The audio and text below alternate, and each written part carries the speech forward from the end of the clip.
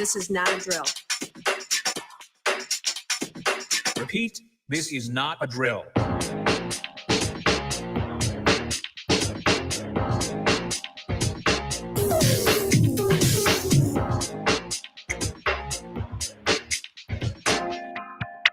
Is that all you got? Let's begin now.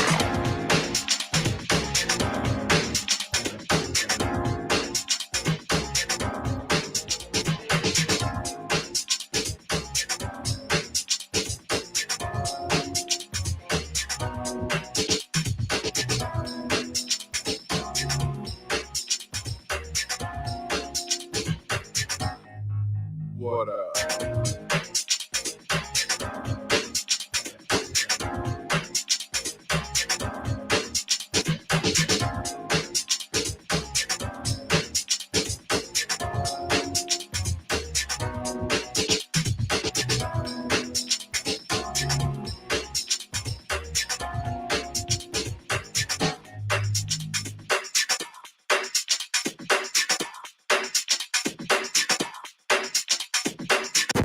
Shall we begin?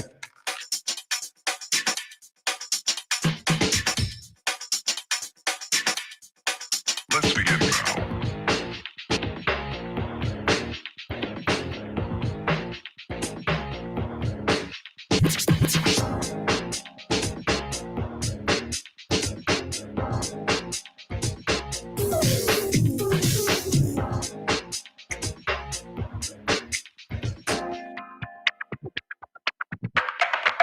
Let's begin now.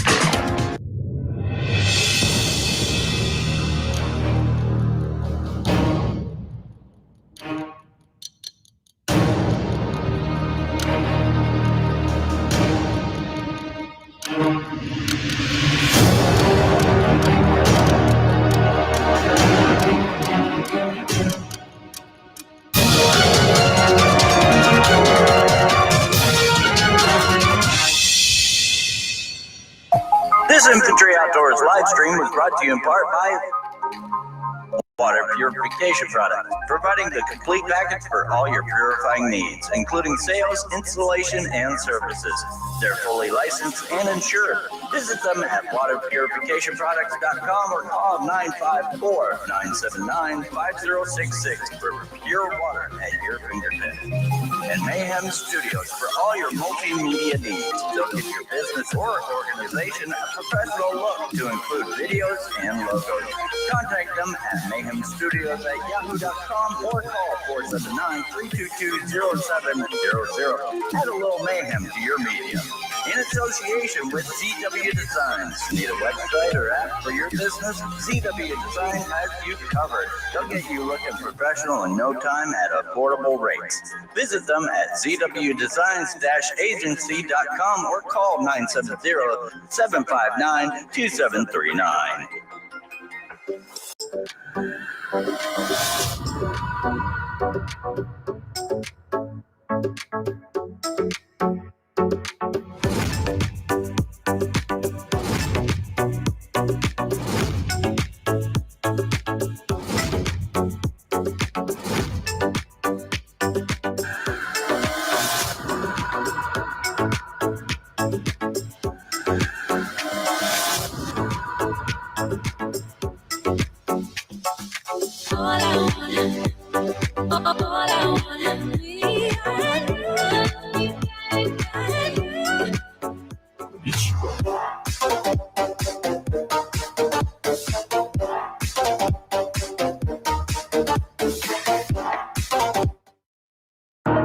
My name is DJ Infantry, and I am legally blind. My passion for the outdoors has taken me to some amazing places, and I have done some incredible things, all with one mission in mind, to inspire you to get outdoors. The pain I felt is paid for, all is said and done. Oh, I am restricted, fixed upon the web. I need to kick the habit that my mind is breathing in. Break out, I've got to see. Spent all my life holding all of it closely. I played it innocent, a feel of discontent. I'm finally facing it all, fearless. Welcome to Infantry Outdoors.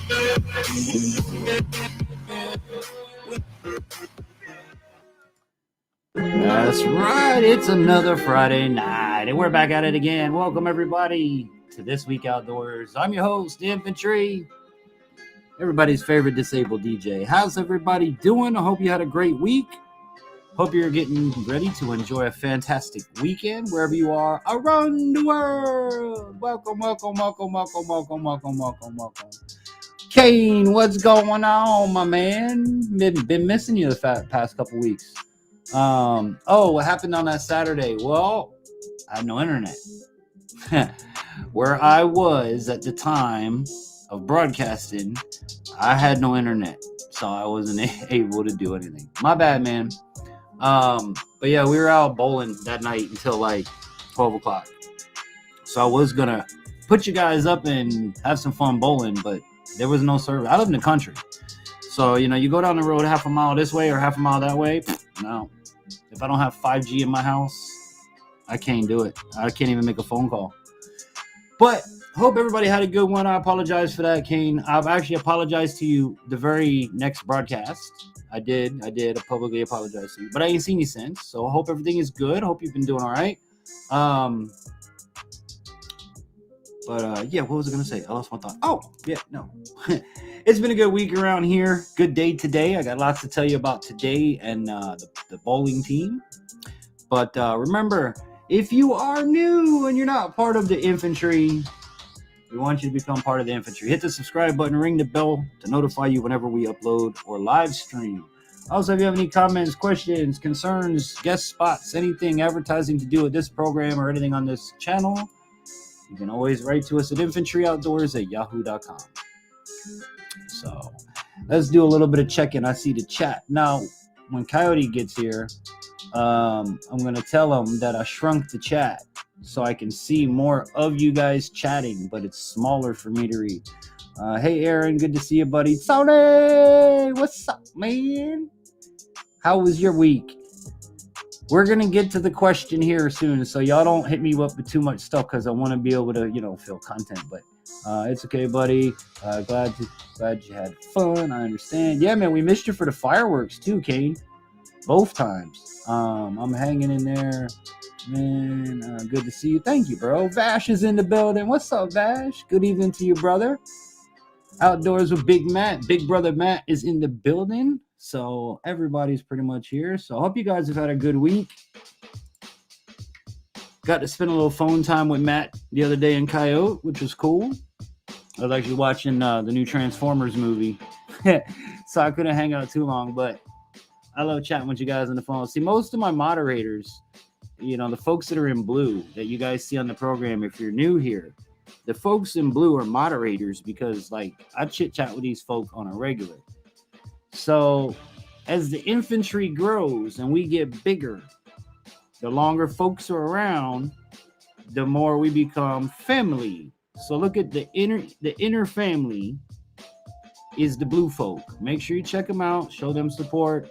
Because what their job is to do, remember, I'm blind. I'm monitoring one monitor here and your chat and a monitor here. They monitor my chat. They make sure everybody is respectful. They make sure everybody is courteous. They make sure that everybody, there's no topics I don't want discussed on my channel. So they do a lot for me, and I thank them. So check out the moderators, man. Go back and show them love. You'll find some amazing channels that I bet you didn't know were out there. Big up all the moderators. No potty mouth. Yeah, no potty mouth. We don't want, especially in the first, 30 seconds or a minute on YouTube, or they're going to demonetize you or some stupid crap like that. But yeah. Take care of the potty mouth. No, man, the mods do a great job. They really do. They field what I can't see. And like I was saying, Vash, I don't know if you heard, I shrunk the chat. So there's 1, 2, 3, 4, 5. So I can see 5 chats now. But the words are smaller, so it might take me a little bit more to read it. But at least I hopefully won't miss so many comments that I get yelled at for. But Your host is blind. What do you expect? Anyways, today was a good day, man. It was a good week, all in all. Stressful, very stressful week. But I got it accomplished. Because I can do all things, you know? What started out as a coolant leak on the Avalanche took me down the road of I changed out one line thinking that's what it was. That was a $70 hose. That wasn't the problem. Then I changed the thermostat. And that was another $30. That didn't fix it. So, water pump. $100 for a water pump. But your boy managed to do the whole job, except I had to call in help for the old gasket. When I pulled the water, if you've ever pulled off a water pump, you have an inlet, an inflow, and an outflow. Okay, it goes into your motor and comes back out of your motor. Both sides have a gasket. Well, when your water pump has been on the car for 20 years and the gaskets have been heat fused for 20 years, and it's an area I can't see unless I like contort my body in ways my wife wouldn't even approve of. Yeah, it wasn't happening. So I gave my wife the job of, I got it all off. I need you to scrape that gasket off. So she's there with a razor blade. It ain't coming. Like, she ain't winning, and she had to go to work. So she took the other truck. But that left me with it. So thank goodness my buddy was like, yeah, don't worry. Me and the wife, the kids are on the way over. I'll help you out. My mechanic buddy. So a wire wheel on a drill and some razor blades, took it off. And he basically, him and I put it back together in minutes. So, that was my 4 days of this week. And in the 4 days of this week, my wife's father went under heart surgery. So there was that, and not knowing whether he would pull through or not pull through, and possibly needing a vehicle to get my wife to her dad. So, it was pretty stressful this week. It was pretty stressful. You know, my kid's bowling team lost his paperwork. Another stressful thing of my week. But it's still a good week, all in all. But yesterday, okay, mind you, Thursday at 4:30, I get a text that I need to get a paperwork that I submitted on April 15th or 16th. It's been long submitted. And we have been bowling for 5-6 weeks now. Yesterday, I don't have your paperwork. Well, we gave it to the office. The office doesn't have it. Well, I don't know what to tell you because I guess we submitted it. And long and the short of it, somebody lost my son's paperwork, which I'm not upset about that. I mean, I am, but that's not what I was upset about. What I was upset is down the text thread, me questioning him saying, well, he can't bowl without the form, without the physical, the doctor's paper.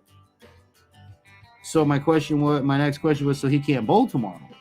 And he says, no, not unless you get me that form. And I said, well, what is their policy on losing my paperwork? Because I know, as God is my witness, as I'm sitting here in front of you, this audience, that on May 15th or 16th at the latest, but I'm pretty sure it was the 15th, we submitted the paperwork to the school. We know that we did it. That was a date. It was dated from the doctors. On the way home from the doctors is the school. My wife pulled in and submitted it. You're going to tell me at 4:30 the day before. Now, mind you, we have to be there. It starts at 10. We have to be there by 9:30, 9:45. I now have to, at 4:30, reach out to my doctor, hope to God they're still open and answering, and can get this paperwork before tomorrow morning. If not, Brandon's heart's going to be broken. So if I don't pull off this miracle, Brandon's going to be crushed. And all the hard work he's done to this point ain't going to be no good. So I reach out to the doctor's office. Thank God they were still open, because this was now after 4:30 and it was closer to 5. And I talked to the young lady. I'm like, listen, my son Brandon, my wife usually does this. She's at work. We're in a pickle. I need help. This is what's going on. We had a form done, a physical form, but I need to make certain it's the right one. So she basically read me exactly symbols. Everything is what was there. So I was like, great. That sounds like the form. That's got to be it. She's like, I can print it for you. Don't stress. We'll get him to his bowling match. And I was like, great. She goes, in fact, I'm even going to print it out for you tonight. Tell them I have it. Tell them it's in a folder behind the file cabinet. So it's okay. So what time you open up? Open up. She's like, 8 o'clock. I was like, beautiful. So my whole issue with this, again, isn't that you lost my paperwork. That's not my biggest issue. My biggest issue is that if you lost my paperwork, you've had 5 to 6 weeks to tell me to get it, or that you didn't have it, or you can't find it, or whatever. You don't do 4:30 the night before or the afternoon before, 30 minutes before businesses are closing, and tell me that you're not bowling tomorrow unless we get a paper. You're telling me you submitted, and I'm telling you you didn't, basically, is exactly how I took it. Or that I had mistaken the form for another form. And if anybody knows me that knows me, I am on top of my son's stuff like you don't even know. If there's a prescription change, the school's aware. If we get anything, the school's aware. I document everything with the school for these exact reasons. And in speaking with the school today, she apologized. And that's another thing. The guy didn't even apologize. He kept trying to make reasons why the form, he didn't have the form or whatever. Now, I didn't want to hear any of it. He didn't like it, but I don't care. This is my kid, and I know we submitted the form. So I'm just thankful to God at the end of the day that we made it. We were able to bowl, and Brandon bowling in singles, which I just learned what this means and how they do it in Special Olympics. You have singles and you have teams that I'm aware of. There might be another group, but I know singles and teams. Teams, they take the total. There's 4 people on a team. They take the total score of each member, and that's the game score. And then they take the second game and add those two together, and that's the total team score. Okay?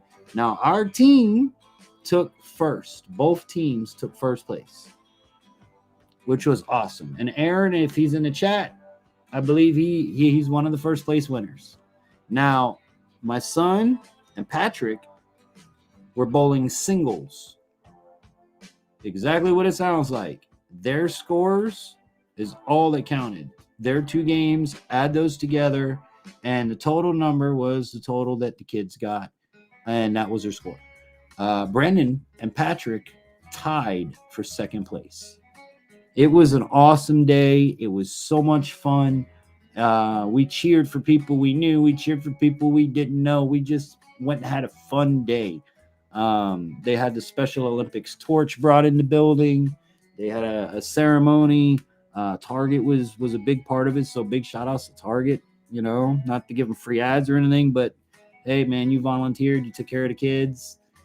The lady was sweet. She was like joking with the kids and having a good time. It was just good times had by all, and I'm very thankful that I was able to, as a dad, and it's something I messaged the man, was I will do what I have to do to get my son to compete tomorrow, because if not, his heart would be broken. And for your coach not to recognize that or even apologize, I don't like that, family. I don't like that. I'm a man where if I make a mistake and I lose something or I do something, I was raised to man up and say, I'm sorry. I apologize that I lost your papers. I really do. But we have to have it by tomorrow. Can you get another copy? But I would have done it when I realized weeks ago I didn't have the papers, not when I'm putting things together for an event the next day. And I mentioned to the man, and I still kind of stand by it, but I was angry at the time, that if you can't handle paperwork and you lose somebody's medical information paperwork, you shouldn't be coaching. I mean, and then you wait to the last minute to tell me that I don't know. Let me go back up here on the chat. I'm done with that story. Either way, the kids did amazing. I'm very proud of all of them. My little buddy Adrian, he did really well. Daniel's team got first place. They were all on teams, so they did really well, man. I'm really proud of the kids. So let's see. Kane, I seen all that. Hanging out. Big Matt. Okay, so I stopped at Big Matt. Okay, hi, Matt. Matrix load there. Hey, Bash, buddy. No potty mouth. Bash. Check out Matt. I'm a gray man. You're a great man. Dun, dun, dun. Hope the chat works out well for you, bro. Oh, the chat always works out good, man. You guys are awesome. DJ, I played golf this week with my son down in Pryor, Oklahoma. Nice. I want to go play golf. I just need somebody to watch my ball. That's the whole thing. But yeah. Hey, you know what? We got to start off Friday night before I bring the chat up. What are we going to play tonight? I need to see how close I can bring this before y'all see it. Ooh, right there. Back up. Yeah. See, I work around you guys. I don't want you to see microphones. I don't want you to see none of that. So,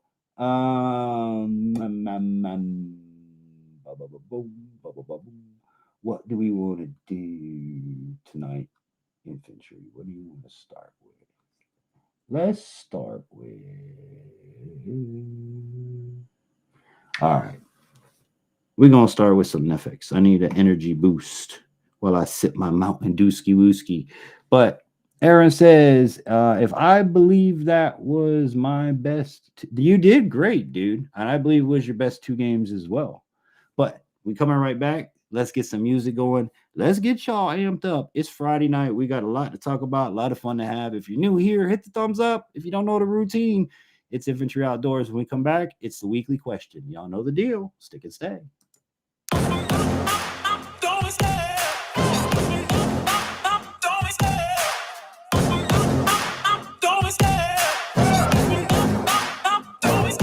I love the chase and the hunt, and I set the pace when I'm running. I always take what I want, and I always give it 100. Don't need a bank, no, I'm funded. Play the game like it's nothing. I'm always thankful for something. Don't take for granted, stay humble. Now wake up!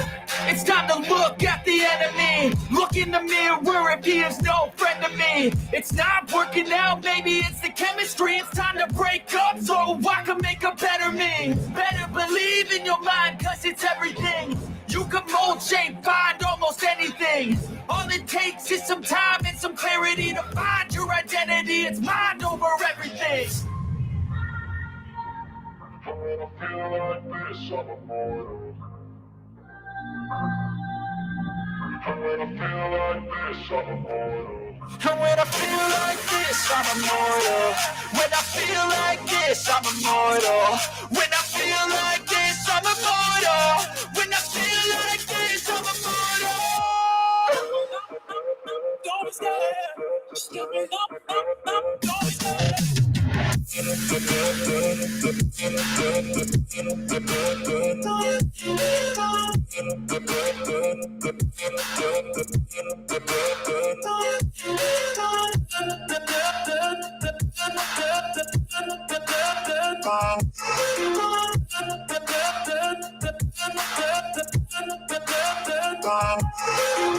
I'm so good. No, I'm never turning back. I won't stop. I'ma fight until there's nothing left. It's so what? You're gonna be hurting bad, cause I've been to hell and back. You don't wanna make me mad. I stay strong. You will never see me crack. And if you get in my way, you're gonna feel the wrath.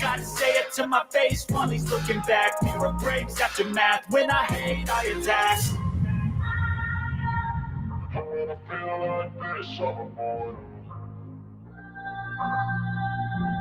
And when I feel like this, I'm immortal.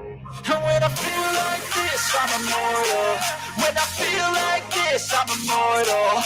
When I feel like this, I'm immortal. When I feel like this, I'm immortal. Don't be scared. Don't be scared.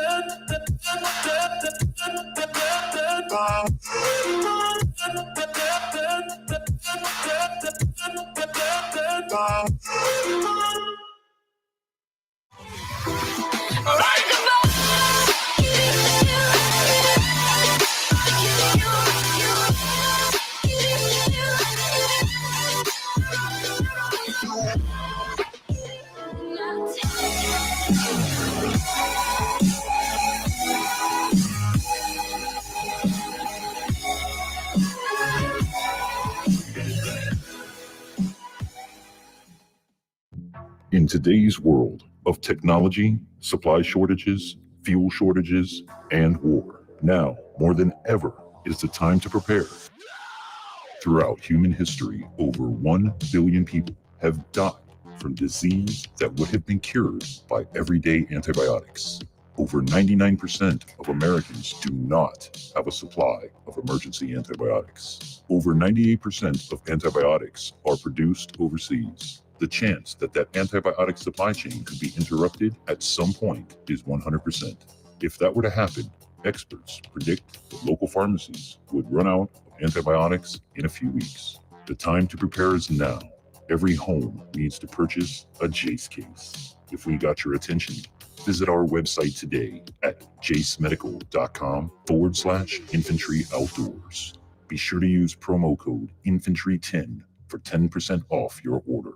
Be prepared with Jace Case. That's right. With the ongoing things going on around the world, I don't want to use certain terminologies that will get us in trouble, boys and girls. But here's the deal. The first thing that's going to get cut off, Jace Medical wants me to remind you, is going to be supply chains for things like medications that come from abroad. And if WW situations were to happen, any medical supplies would be directed to the efforts. So please consider your family and consider Jace. And when doing that, follow it at jacemedical.com/Infantry Outdoors. And they even giving you 10% off just for using our name, Infantry 10, all in caps. All right. So big shout outs to Jace Medical. Thank you for continued support and all that good sort of stuff. So, but yeah, it's that time. Vash, you can tell by the music. Bring up family. And y'all kind of answered the questions early. So let's go back. And I know Vash says, I did mini golf last week. Got a hole-in-one on the last shot at least. I play golf like Happy Gilmore before he finds his happy place. I'm actually not bad. It's just once I hit the ball, I don't know where it went. My family hates playing mini golf with me because I'm really good at it. There's certain things that not having depth perception and limited visibility and the effects of shades, shadows, and lights mislead me. I'm surprised I do as well as I do on a lot of things. Like, I'm starting to wonder if somebody's been lying to me my whole life that it takes 2 eyeballs to see depth. Because when I look at a piece of paper, which is 2-dimensional, a drawing, it looks flat. When I look at what's in front of me, there's, I don't know how to explain it, you know? But yeah, man. Oh, so much going on in the world today. So the question of the week to whoever hasn't answered, which would be everybody but Tony and Vash, what did you do this week outdoors? That's the topic of every week here on the program. Yeah. And I don't have too much really to show you in the lines of videos this week because I really didn't watch much other than how to change a water pump. Jeremy the Jester, raw and uncut. Good evening. I like jesters and I like raw and uncut. So it's good to have you. What did you do this week outdoors, Jeremy? That's my question to everybody on the program. And by the way, guys, we do this every Friday. We start at 9 p.m. Eastern Standard Time, and we run talking about whatever. What did you do this week outdoors? You may put something in the chat. We might run with it all night long. So, boom, boom, boom. Plus, we've got some good music like this right here.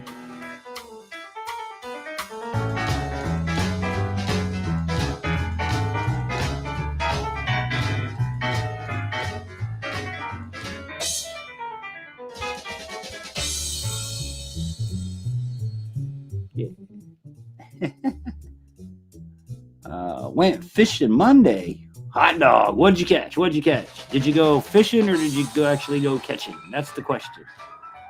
And was it freshwater, saltwater? I love fishing. Did the tournament scene for a while.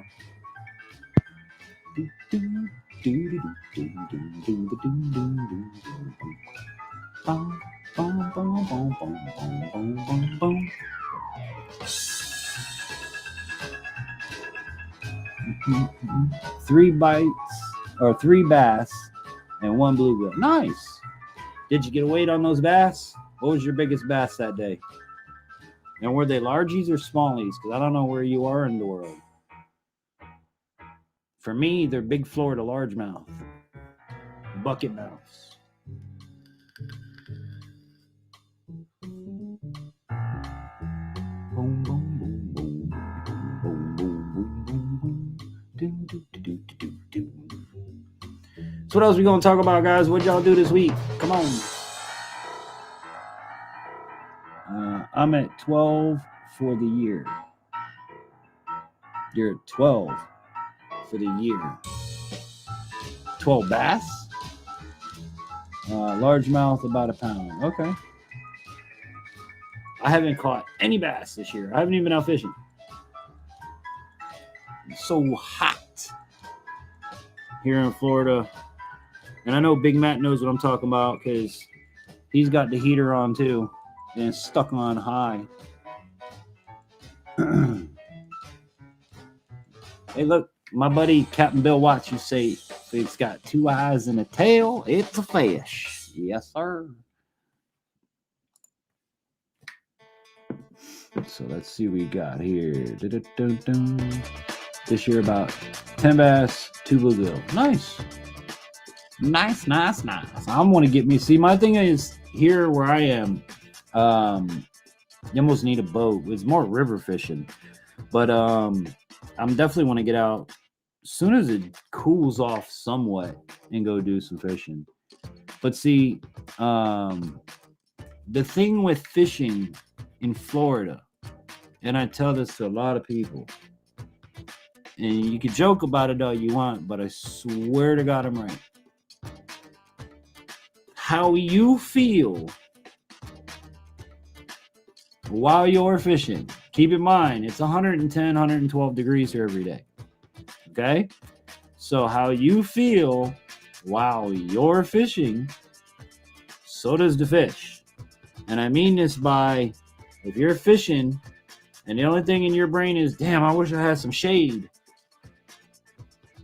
that's exactly where your fish are going to be. If you're thinking, man, it's hot, I need some air conditioning, they're going to be way down deep where you're not going to get to. So Florida fishing's tough. I tell people it's so hot here, the damn fish sweat. You know? Oh, I see got comments here. Hold on, let me make sure I got them all. I throw them back. I just fish for the sport. Me too. I'm a catch and release guy, unless I'm doing a catch and cook, you know. I'm not against eating fish. I love bluegill. That and walleye are my two freshwater favorites. I've never had a walleye. Somebody's gonna have to put me on a walleye so I can try it.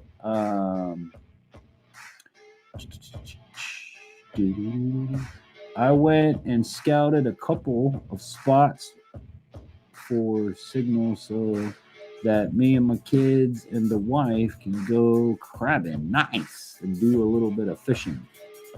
I love crabbing, dude.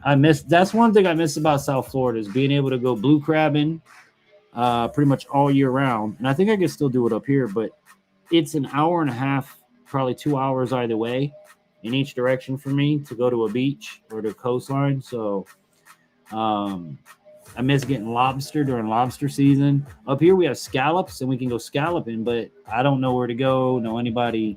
So if anybody like in the North Florida area wants to reach out and help a brother out, we'll make a fun YouTube video out of it. If you do it as a guide or a service, I'll put you out there as a guide or a service, you know what I'm saying? So crabbing is fun. It's so easy too. I need to get fish finder for my kayak. Why? You don't know how to find fish? I mean, that solely is a joke, by the way. But it really, like, if you don't know how to find fish, a fish finder is a tool. Okay? I have one on my boat. I primarily use my fish finder for the GPS locator. So I know how the hell to get back. Now, when I did the tournaments, I was doing the Everglades of South Florida and Lake Okeechobee. Lake Okeechobee is massive. So to not have a map to tell me where the heck I am at any point on the lake, in the lake, around the lake, on the rim canal, where the low spots are, because Lake Okeechobee is very dangerous. Very, very, very dangerous. People have died there. I primarily used it for fish finder. But I had side scanning, I had down scan, I had all that. I have all that crap. I've got a Lowrance. But you got to know where to go find the fish first. The fish finder only points you in the right direction. Now, that new live scope, I think that needs to be outlawed. That damn near makes it unfair. But and my other big problem is I need obviously with my disability, I need a large screen. And the biggest I could afford when I was competing was, I think it's a 7-inch Lowrance or a 10-inch. And it still cost me $700. I mean, I reached out to Garmin. I reached out to Lowrance. I reached out to everybody to see about getting sponsorship. And while some departments were utterly enthusiastic about it, the ones that make the decisions ultimately said no. So, but I have one. I use it. But again, you got to know where to find the fish before that becomes effective. That's turning it on is not going to say, hey, there's fish over here. I go crabbing when I go crabbing. All right. Let me see if I get this right. I go crabbing when I go to the Sound. Are you in like Prince William Sound you talking about? Where do you live, Jeremy? What state are you in, buddy? I never fish, catch, and release. Seems like a traumatic sport for the fish. Well, it ain't much less than you eating them. That's how traumatic you think that is. At least they get to let them go and let them grow. You know what I'm saying? Matt, crabbing videos on YouTube right now, we're going crazy. Yeah, because it's crabbing season. See, that's one thing with us outdoor folk is your videos will do better if you follow the seasons of your area. Obviously, not all areas are crabbing right now. Just like not all areas whitetail hunt at the same time. Not everybody turkey hunts at the same time. But as a YouTuber, I've learned that you have to start following the seasons. And the hardest season for me here in Florida is during this time, the summer, late spring, sometimes early spring into winter. because fall ain't no better. Yeah, Big Matt's in pretty much the same predicament because we're on the same line. If you draw a straight line, I'm pretty much where Matt is, but in Texas. So, he's got it hotness too. And it's hard, guys, when it's 112 to go outside and do anything. I really want you to understand that. It's like, it's dangerous. It's very dangerous. You have to be hydrated all the time. And that's something that you don't think about when you're making YouTube videos, because you're making the video of you engaged in a project. So your brain is working twice, and you're not every so often going, you know what? I need to stop, take a drink.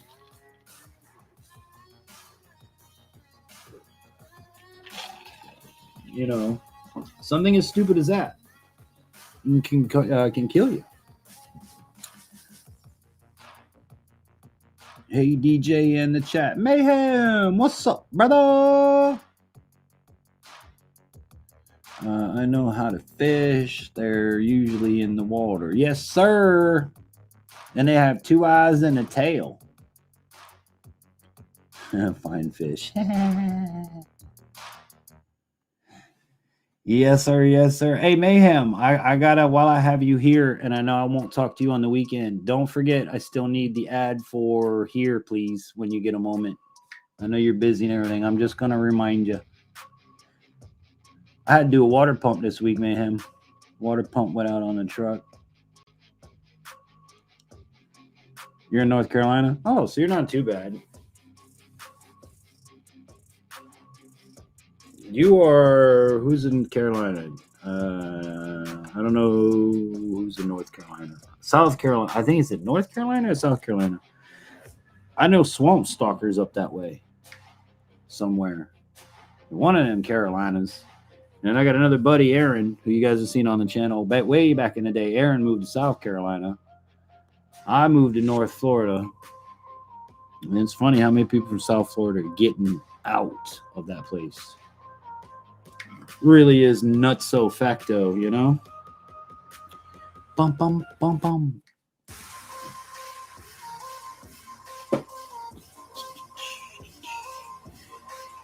Bum, bum, bum. I'm in the state of confusion. At least you're not in the state of Illinois, because then we'd have to kick you out of here. You ain't gonna Illinois me. Illinois, Illinois you. Cha cha cha cha cha cha. Tap tap tap tap tap tap tap tap tap.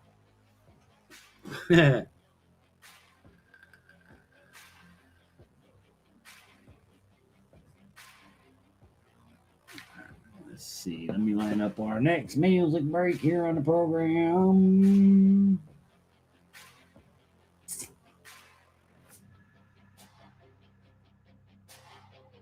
All right, I think we're gonna go with some good old guitar music here on the next break.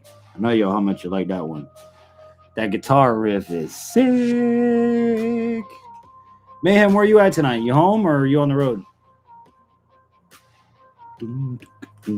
Hey, check this out. Remember we were talking about music and all that crap and how careful I am with all of this music that I played. It comes from YouTube's content creator album and all that crap. Well, I get a copyright claim for last week's video for literally 10 seconds of audio that I wasn't aware was not free to use. Okay, in all fairness, I've been using it forever. It's one of the like, subscribe windows that you see. I can't use it no more because for that whole 10 seconds they wanted half my money. So it's ridiculous how a 3-4 hour live stream can have, you know, small bit of music and they'll take all your money. And that's what's not fair. Your content is not half my program. Your content is bits and pieces. With that said, let's do this music break right here.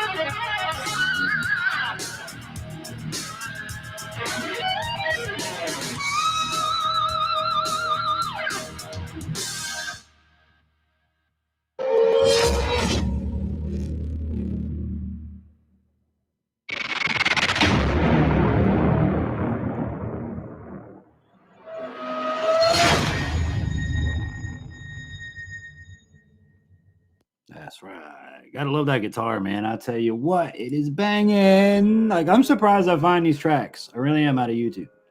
But all these songs can be found inside of your YouTube content creators library. They are free to use. Just be careful to make sure you use the right ones. They have the little green icons on them on the left. They're not anything with pictures. And make sure that you click the little tab. But all the songs that I picked in here, they're all free to use. So, oh, Mayhem, if you want to like make some cool music break screens, how about that too, man? So, actually, Mayhem, what did you do this week outdoors? I don't remember reading that one yet. I got everybody else but you, buddy. So, what did you do this week outdoors?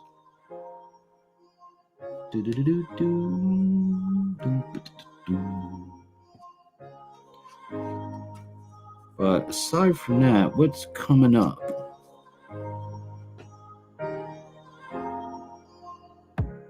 I have 2 videos still. I need to get it edited and get out to you guys. After that, I don't know. I think I'm gonna go fishing, or at least try to.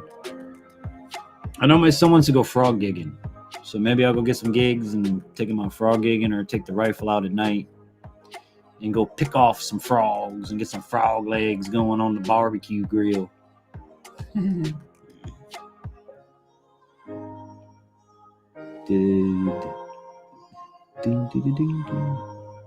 Well, I went to a barbecue and let the kids play outside. Other than that, I did nothing. Well, that's a good week. You played with the kids, bro. That's what it's all about, boys and girls. The children are our future. We must protect them at all costs. Oh, I'm losing my mind. Going crazy. Out of all the things in life I miss, all right, out of all the things in my life I've lost, I miss my mind the most.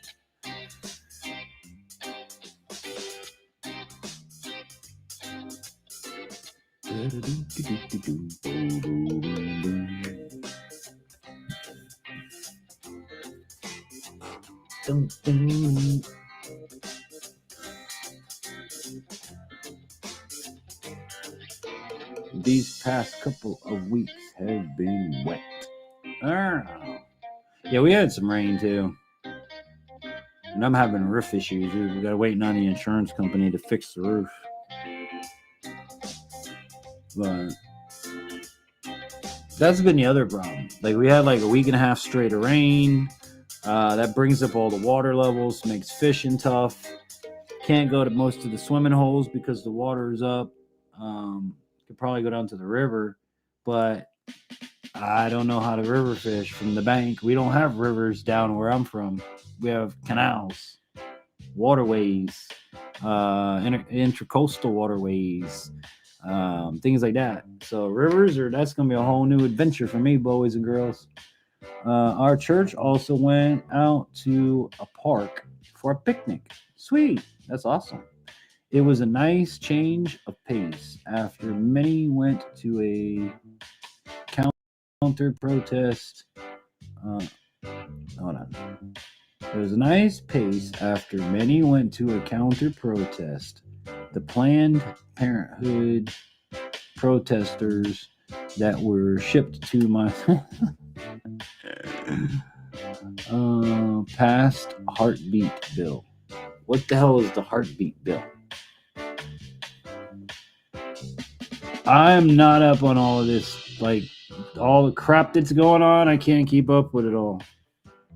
If you don't mind explaining that. By the way, Florida, as of this month, we are now constitutional concealed carry state. So you can conceal carry a gun as long as you're a good person. You know? And when I say that, I mean as long as you meet the criteria of a person that would be able to get a concealed weapons license, then you could carry a gun. Which isn't hard. You got to be a good person, you know. But yeah, so we're now constitutional concealed carry state. That's pretty cool that you got to go to a picnic. I don't know about that other stuff. I don't know about all other stuff, the protesters and all that, and the past heartbeat bill. I don't know what that means.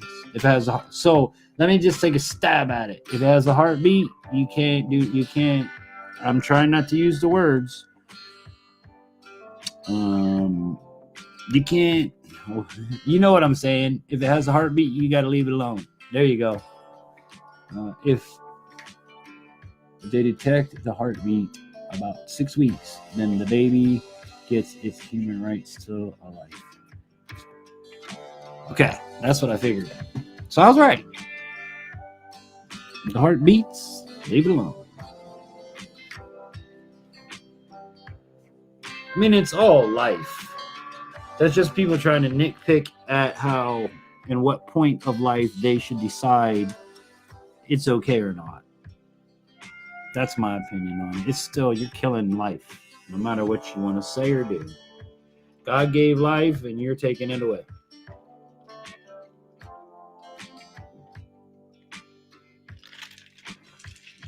Because let me tell you something.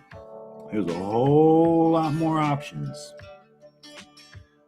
before you murder, death, kill. I don't know if you can. And I just put all three of them words together in one package, so you know I'm getting demonetized. Christ almighty. Please help us, Lord. Save us from all this stuff. If it was a heartbeat, you can't unalive it. Yeah, there you go. Unalive it. Unalive. We got to come up with new words, guys, to beat the algorithm. Oh, can't do this. Can't say that. If y'all didn't know, I'm already shadow banned. 6 years on YouTube, and I've only, I ain't hardly grown but a bit. So I just laugh and keep going at these points. I remember days where I wake up every day and I look at my numbers like, oh God, 2, 3, 4, 5, 6, 7, 8, 9 times a day. I might look once a week, once a couple of weeks, just see how things are going. It's getting ridiculous. Right, Constitution recognizes we are all created equal and have the right to life. That's right. We have the right to life. We don't have the right to take life. There ain't nothing that says, I mean, I don't, correct me if I'm wrong, boys and girls, but I don't believe anything in anywhere says I have the right to take life. I have the right to create life. That was what God meant for me. Thou shalt not kill, boys and girls. Come on. Thou shalt not kill.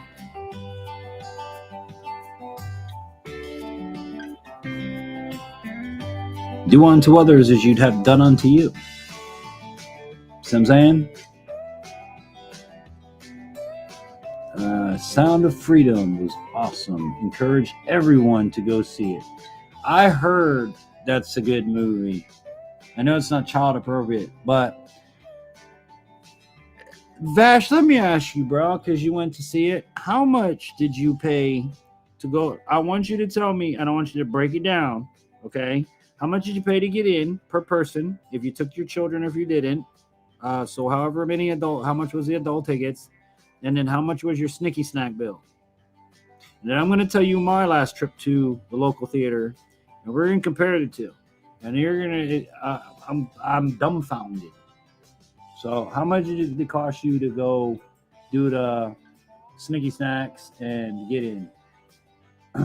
Biblically, it has to be in self-defense or God actually telling us to. All right. Thank you, sir. I knew that would be cleared up. All right.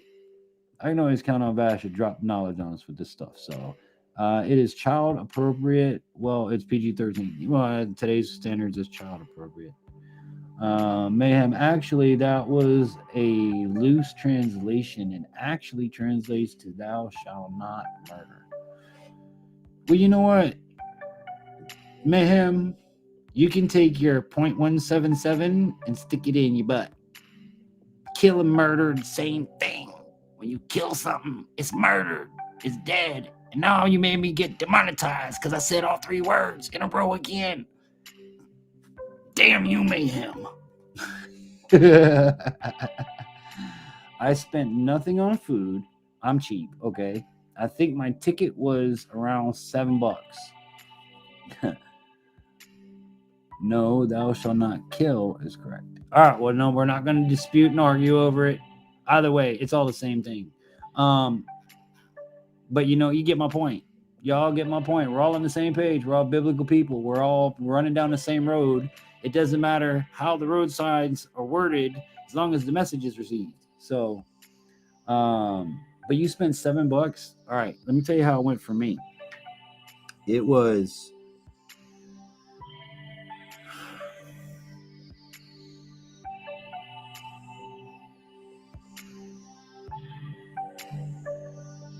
the total for one large, now family of four, okay? I don't remember the breakdown of it, but I do remember for a family of four to get 4 tickets, 2 adults, 2 children, a bucket of popcorn, the big bucket for everybody to share, and a big soda for everybody to share was $76.42. I said $76.42 for 4 movie tickets, a bucket of popcorn, and a soda. So now I just wait till it come out on the app. It's ridiculous.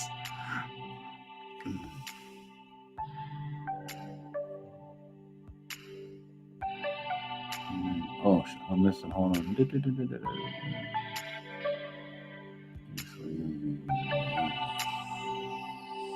KJV is the true Bible. Content of the context of that word be murder. Right. Again, it's the same thing. It ain't even worth getting in dispute over. Because let me tell you something. If you remember the Bible verse, thou shalt not kill, or you remember thou shalt not murder, the message is the exact same. Okay? Sometimes you have to change things up or dumb it down or however you want to call it, so that people can understand things sometimes. And oh crap! At the end of the day, they're the same thing. You know, like tomato, huh? Which one do you want? You want a tomato or you want a tomato? You tell me which one you want to make it for you. Huh? I make you the spaghetti sauce and molto bella. You're never gonna forget it. Bum, bum. That's why I wouldn't. Anything else? That's why I wouldn't buy anything else at those places. Right, but you have to understand, 4 movie tickets was like, no lie, I think it was $40-something just in movie tickets. Almost $50 by taxes with just the movie tickets, and another $25 for a bucket of popcorn. And you look, guys, you buy an entire kernel, like buy the kernels to go in the machine for them people for like $5, and you'd still have more kernels at the end of the day than that bucket of popcorn. And I get you got to make your money, but dude, how do you expect people to go to a movie anymore when it's so expensive that you can't go? You have made it impossibly expensive. And then you have Hollywood that pisses and moans, oh, we're not making our money, so we can't do this, and we have to put it straight to Netflix and this and that. Dude, I get it. You know, there's technology and things are moving. Eventually, I don't see movie theaters. You know what I'm saying? I just don't. And part of the reason is the price. It costs so much money to go to that theater, you know, and my theater here is not worth the money, and it's a Regal cinema, but the quality of the projectors are bad. They're not very bright. They're dull. The sound is crap. I can do louder in my living room. And then again, it's the high price. So businesses, especially after the whole fucking world falling apart, who's got the money to go do that stuff? Nobody does, because everything was closed. And if we do want to go out and do anything, you're going to jack it up. I know the place we bowl at, right? My wife heard the owners talking about how they got hit by the whole thing pretty bad. And I get it. But when you have to charge for... I'll give you a perfect example. I bought a nachos for me and the kids. Logan eats all the dang cheese in one scoop. Now, mind you, the nachos are just Tostino's chips and Tostino's salsa heated up, put in a cup. Okay, that's all it is. It's nothing special. So I go up to her and I'm like, ma'am, I really hate to ask you, can I get another cheese, my kid? And she goes, let me guess, $80 in one chip. I was like, yes, ma'am. But she charged me $1.75 for a little cup of cheese when the jar costs about that much at the store. And I thought to myself, I'm here every Friday with the kids bowling. Every single week I'm spending money, and you're going to charge me $1.75 for some cheese. Like, I need to make money, and then there's cheap. And, like another example, I bought, if you guys remember back, I talked about how I got the kids powder bag, rosin bag, and told them it was magic powder and made them bowl better. Well, they've since burned through the rosin bags I bought them. So what I wanted to do was get the bigger ones. Not so much that have the powder that comes out, but it just dries your hands with the beads that's in there and everything. Well, I asked the bowling alley if they could get them for me. If you get them, I'll buy them, no problem. You know, go ahead and order them. So he gets 2. He gets a big one and a small one. So I go, all right, you know what? Let me get both of them. Now, mind you, I said a big one and a small one. He charged me $14 for both of them. And I looked at it today and I'm like, he charged me $14 for the little one and the big one? Like, you know, there should be a price difference in size of the bag for sure, you know, but Let's check the chat.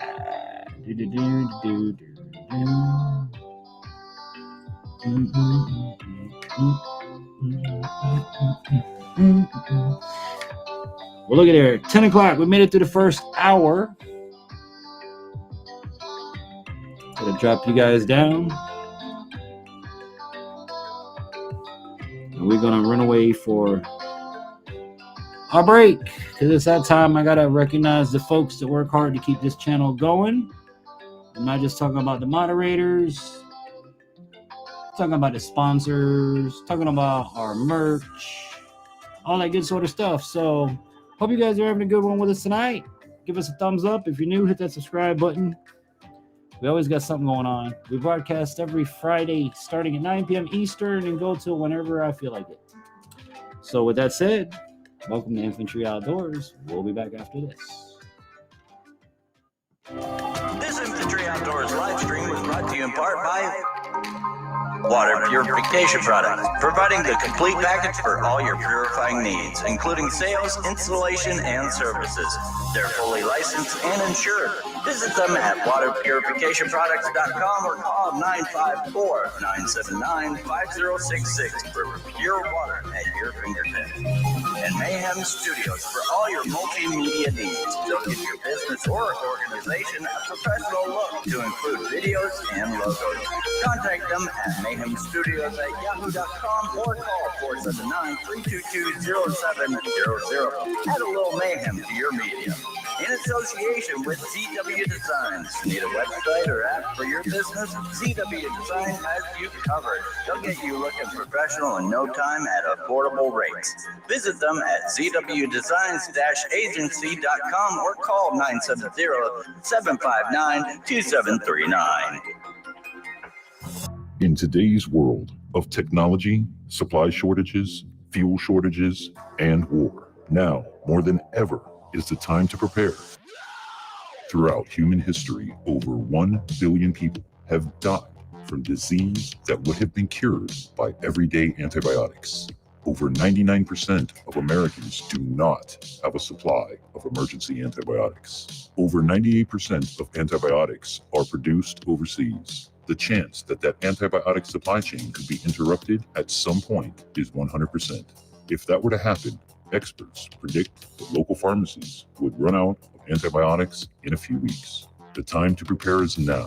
Every home needs to purchase a Jace case. If we got your attention, visit our website today at jacemedical.com/Infantry Outdoors.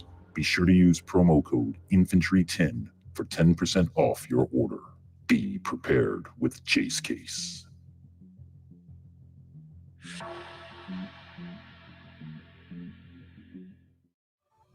Welcome everyone to my channel. They call me Mayhem, a nickname I was given in the Army where I honorably served for 8 years. When I joined, I swore an oath, and though I hung up my uniform a while ago, my oath still remains. I'm still dedicated to God, family, and country. The purpose of this channel is to teach you what I know and prepare you for what may come. I will not sell you fear, but will inspire hope. We'll focus on what we can control and accept the things we can't. I invite you all on this journey. So pull up a chair, get comfortable because class is in session.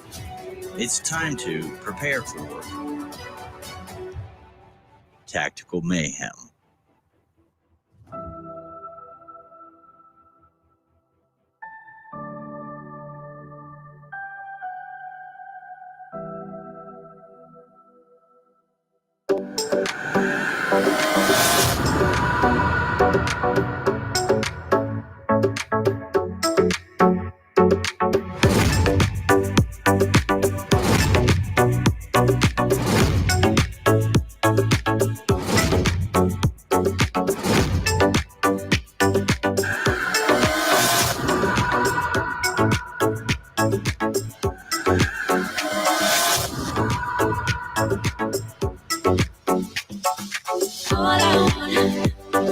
All I want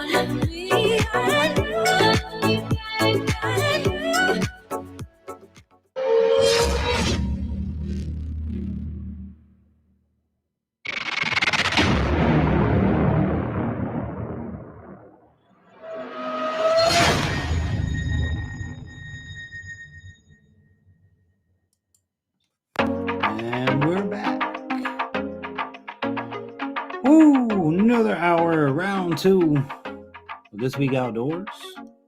Hope everybody's having fun.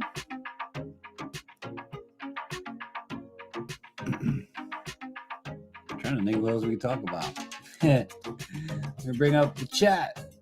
Come hang out. Matter of fact, make sure that you check out Mayhem Studios' new project, Tactical Mayhem. We're gonna be doing some collaboration work this year on some different training methods and training ideas that him and I are talking back and forth. From a disabled person or blind person's perspective. Also, we've got Gator season coming up. So if any businesses out there want to sponsor Gator season, we're looking for about $400 or $500 to sponsor the season. And you would have exclusive, you'd be the lead sponsor on the videos. You'd be the lead sponsor in the live streams. We'd feature you in the live streams, obviously. But we're looking for a sponsor for Gator season. That's coming up in about 3 or 4 weeks.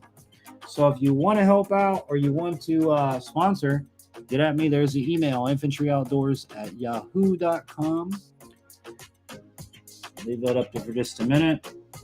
And of course, the other way you can do it is PayPal. If you'd like to do that, you can donate the money via PayPal. All of our sponsors and donors are always noted and acknowledged in all of our programs and live streams. So if you make any kind of donation or support to the channel, that's, the least we can do is to thank you. And we do that in a video and in a live stream and all that stuff. And we even named one of the Gators after you.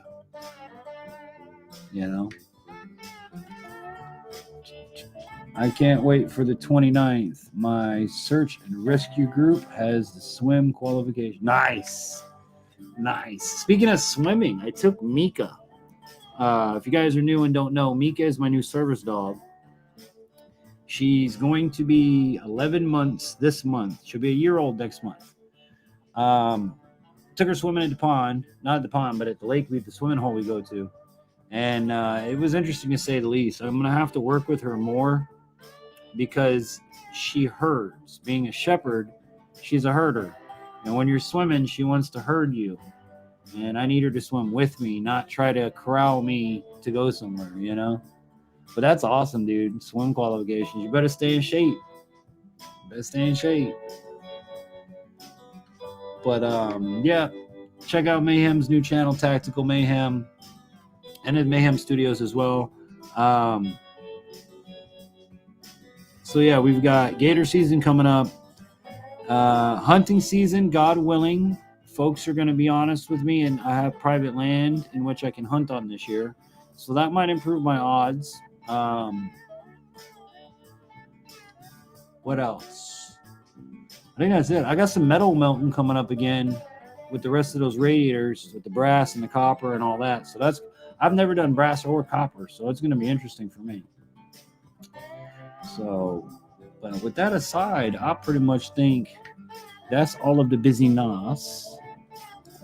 Let's go ahead and put the link up here.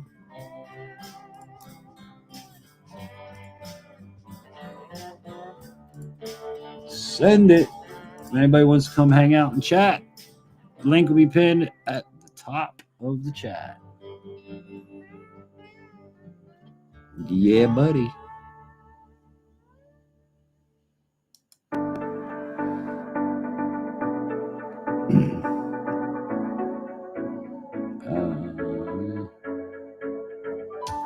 Hey, round is a shape, so I'm in shape. Nice. Because let me tell you something, swimming is a whole nother thing when you have clothing and gear. And I love swimming, but drowned as a kid and was hurt in different time just waiting. Now I got issues. If it's not a look, brother, I live in Florida. I got issues even if it's a swimming pool. The damn creatures living in it, even in a hot tub. I ain't getting in a hot tub. I'm not the first one in the hot tub at night in Florida. No. You got me confused. I'm sending the wife in first. If she survives, then I'm going in.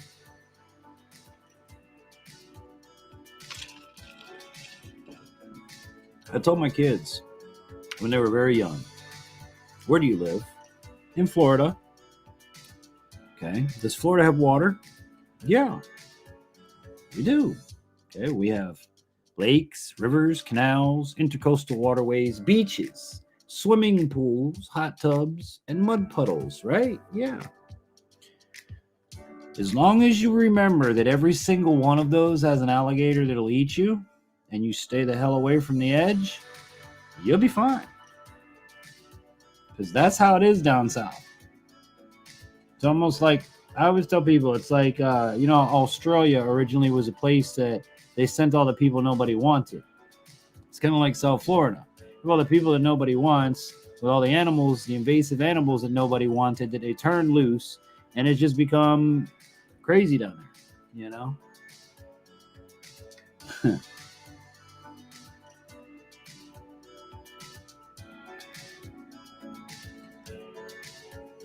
Latoya, welcome. How are you, and how was your week, and what did you do this week outdoors? That's what I would like to know, Latoya. What did you do this week outdoors?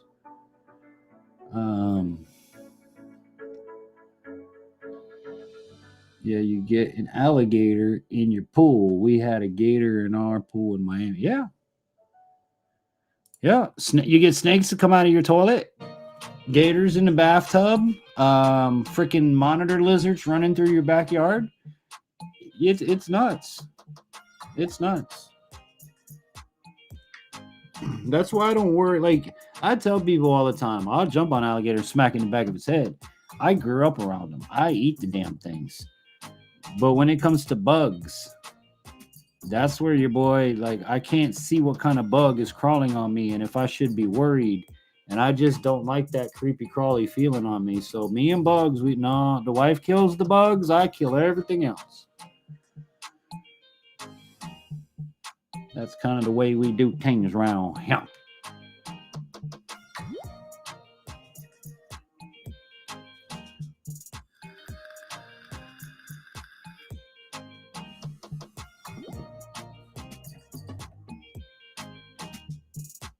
Oh, and you know what? I need to look at a calendar right quick. Because we might not be live next week.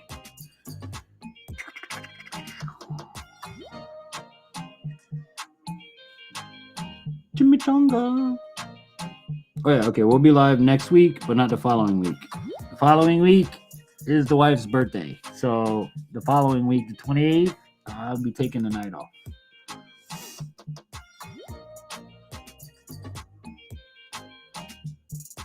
Dum, dum, dum. Dum, dum, dum.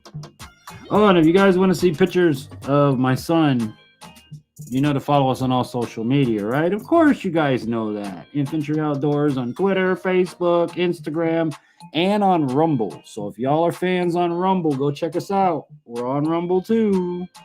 YouTube ain't the only game in town no more. No one's playing games, but I think every state has some sort of creatures that doesn't stay in the wild. Yeah, but Florida's got all of them. Oh, thanks, Vash. I'll let her know, man. Surely get a kick out of that. And if y'all don't know my wife, she's the producer. She's the one that used to sit in here and read all you guys' comments until I got the setup I got now, which is a big monitor over here. Wait, big monitor over here. Big monitor over here. Your chat, you guys are literally right here. So when you see me turn this way, I'm reading your chat.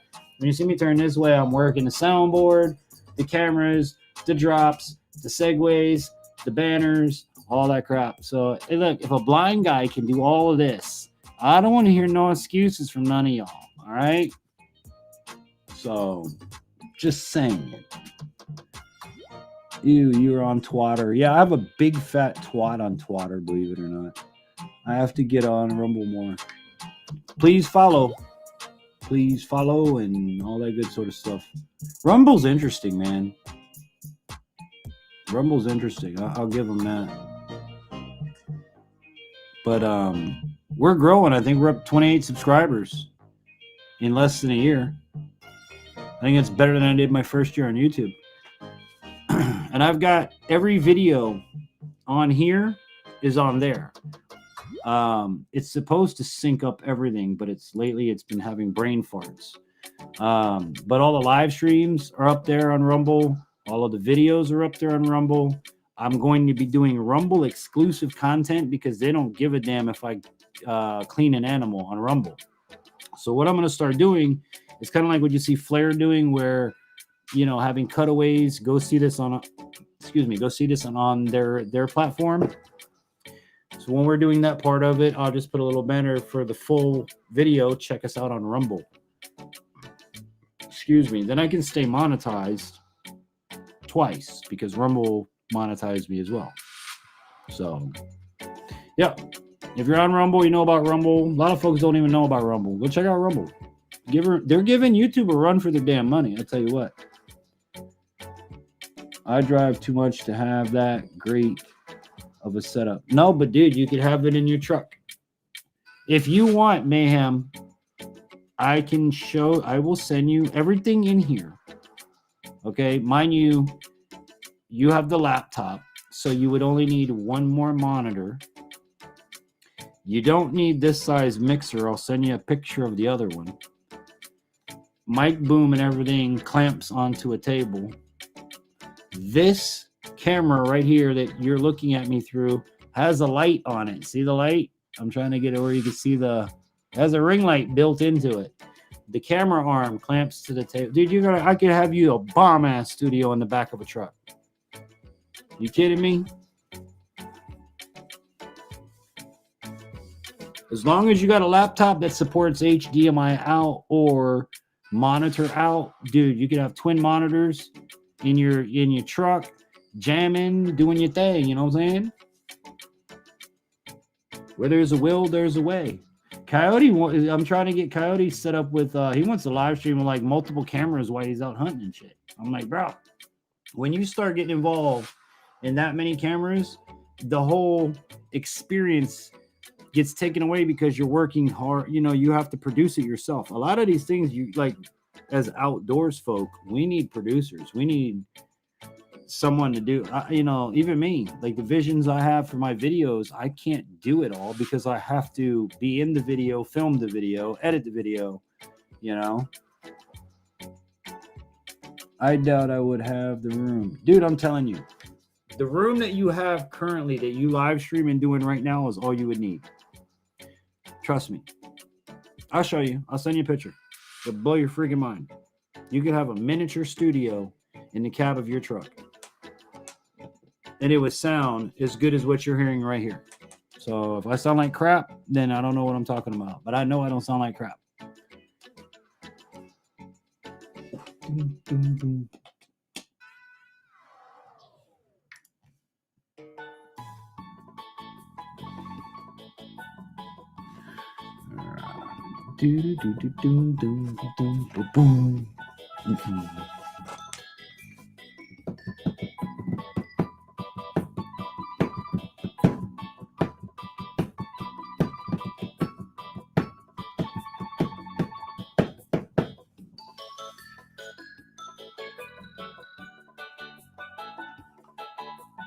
Yeah, Latoya Vash is a great person, Any of my moderators, anybody that you see in blue, they're like family members. And that's why they're in blue. And as folks grow here on the channel with us and you become more and more as family, then you'll become a moderator too, you know? Because the moderators working with me have a lot of responsibility because me being blind and visually impaired, they take care of my chat, make sure that everybody's appropriate, and they can put people in timeout, they can kick people out of here. They basically have full permission to run my chat, you know. And that's why I'm always against those chats that you go into that makes everybody a moderator. And it's so bad that YouTube had to make moderators for moderators, which doesn't make any sense. Why don't you just limit the amount of moderators you can have to a channel, or limit, you know? That just sounds stupid to have moderators for moderators. I need a babysitter for my babysitter. I mean, come on, people. Yeah, you're never appropriate, Mayhem.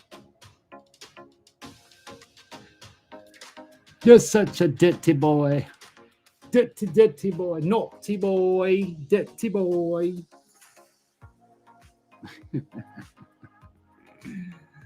Oh, man. But I hope everybody's going to have an awesome weekend. I hope you guys got some great plans. It's summertime. Get out there and enjoy it. Hopefully, wherever you are around the world, it's not 112 in the shade like it's been here. Like I said, I had to do a water pump on my truck over the last couple of days. And part of what took a couple of days was it's been so hot, you can only stay out there for so long, you know? And then you have the heat from the motor. So I did what I could, let it cool, did what I could, let it cool, you know. But I got it done. Replaced the water pump, got it all running again. Wife's back on the road again. Just can't wait to get on the road again. The life I love is making music with my friends, and I can't wait to get on the road again. Tell me who sang that for 5 brownie points. Who is the singer of On the Road Again? Like a band of gypsies, we go down the highway. That's Mayhem's theme song. We're the best of friends, insisting that the world keep turning our way. And our way is on the road again. Willie Nelson, there you go. Brownie points to you, Sir Matrix. Brownie points to you. Good one, good one, good one. All right, well, let's kick the vibes because we're at the bottom of the instrumental playlist. And let's kick the tires, light the fires. Let's play some more music here. This is one of Vash's favorites, Ice and Fire. Time to keep it smooth on Friday night. Hope you guys are enjoying it. Remember, what did I do? I almost lost it. Oh, there it is. No. Right there. Remember that all these tracks that you hear tonight and the background music is all found in YouTube's audio creator library, and it is free to use. With that said, spark it up, Ice and Fire.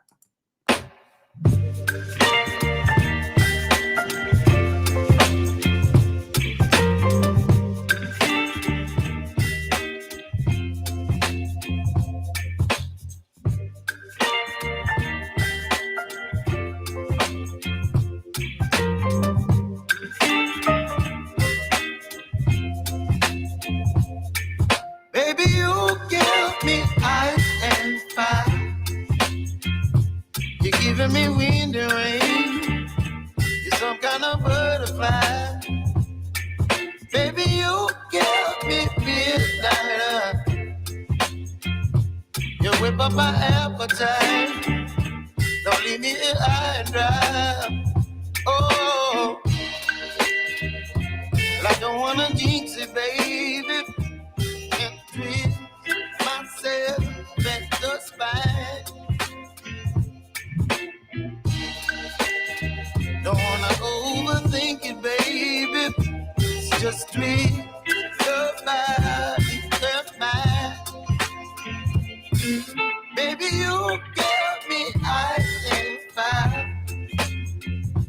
You're giving me wind and rain. You're some kind of butterfly. Baby, you give me midnight. You whip up my appetite. Don't leave me here high and dry. Oh, but I don't wanna jinx it, baby. Just not get ahead of my time. Oh, but I don't wanna miss you, baby. So I stand up and speak my mind. Oh,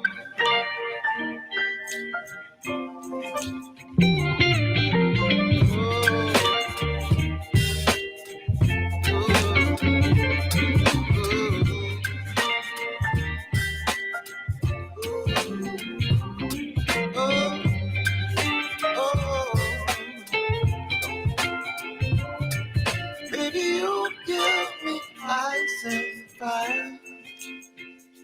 You're chilling wind and rain. You're some kind of butterfly. Baby, you give me midnight. You whip up my appetite. Don't leave me high and dry. Baby, you give me eyes that fire. You're gently wind and rain. You're some kind of butterfly. Baby, you give me midnight. You whip up my appetite. Don't leave me here high and dry. Oh, oh, oh,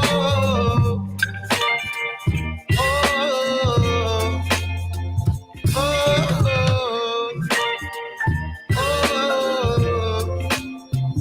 oh,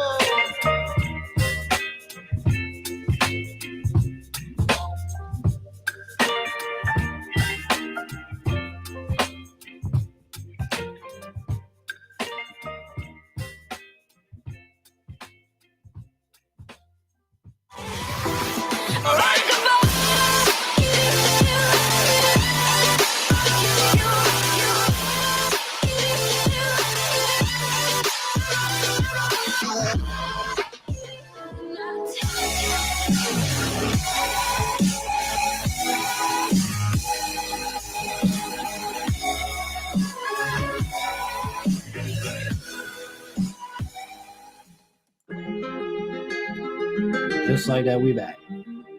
Another great music break. Like I said, man, that's one of Ash's faves there. It's just smooth, man. I like that track. All the tracks brought to you by YouTube's Believe It or Not Auto Creator Library. So, back over to the chat. Terry says, I would love to see some air gun iguana vids. Listen, my friend, I have it when I can get down to South Florida, which hopefully will be this year into next year somewhere. I got to get down there. It's in the works. Raj, the Iguana Man, we've already been talking about. I've been trying to get him up here for years, but when I go down there, I'll link up with him. We'll do another catch and cook. I'm gonna have to be down there for a few days because I gotta go fishing with Vet Info. I gotta link up with Aquanauts Adaptive Aquatics, which by the way, all these companies, guys, are listed in the description box. If you want to go scuba diving and you're disabled, Aquanauts Aquatics will take care of you. If you're a vet and you need anything, Vet Info will take care of you. I'm partnered with these people for very good reasons. You know what I'm saying? They're people that don't say no. And if you're a company or an outfitter or a fishing charter service that might be watching or a dive master, if you take handicapped people and are willing to do what needs, to not say no, let me know. We would like to work with you. So, yep. But yeah, I got that coming for you, Terry. As soon as I don't have iguanas where I live. I'm too far north. I'd love to try some of that bamboo chicken. Bamboo chicken is good. I made food on all kinds of stuff. I made steak on rocks. Vash, I got muscle strain right now. Oh, that's no good. Sorry to hear that, Latoya. Ice and heat. Ice for 15, heat for 15, off for 15. Do that in 3 cycles. You should feel better. I'm not a doctor. I'm just giving you friendly advice. Same name, just different spelling, Vash. It's all good. Yeah, we all know. We know Willie Nelson. I can empathize with muscle issues, Toya, injury or disability issue at the moment for you. But just like those Bible translations, only one is, oh, come on.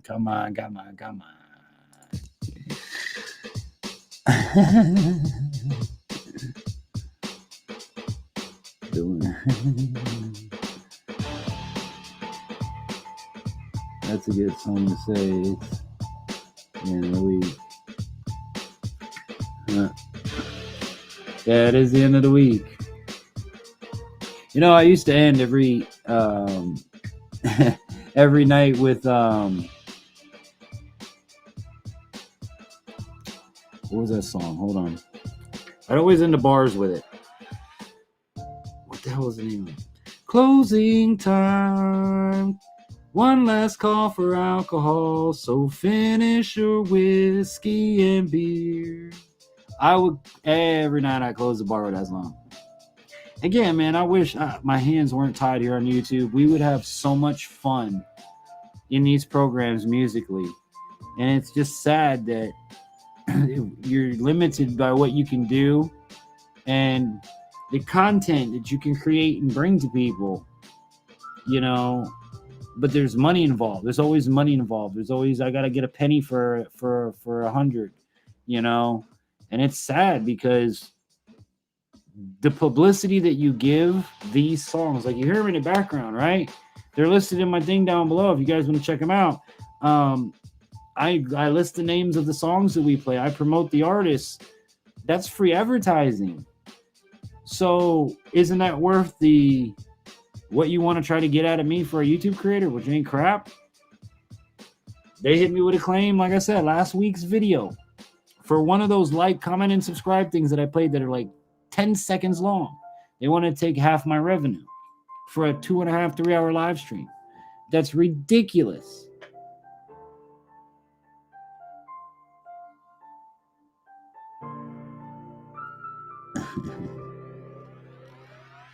But yeah, Latoya, I would, if your muscles are bothering you, if you're able to, 15 on ice, 15 off, 15 on heat, 15 off, and repeat.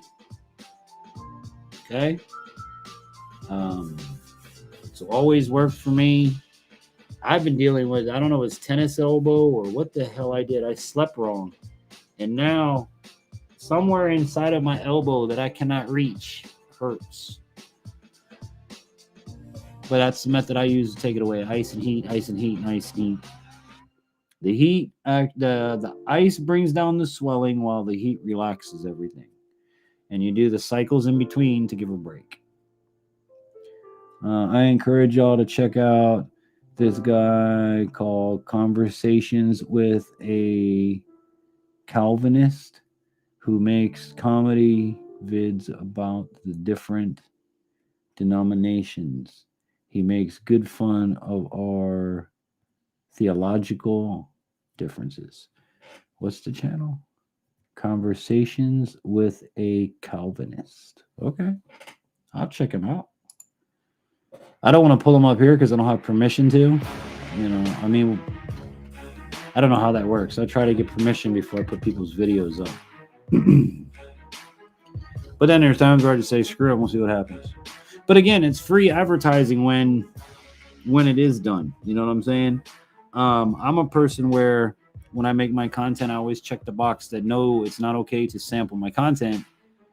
And I only do that because I feel you need to ask. You know, if you want to use something of mine, at least ask. What are you going to use it for? How are you going to use it? And how much of my stuff are you planning to use? Because that all is going to determine yes or no. It's not going to be a money factor at all. It's basically just, what are you planning to do? You know, this is my brand, my business, my image that I put out into the world. I just want to know who and what is using it for, you know, what reasons. But, you know me, man, I'm down to put any content up here.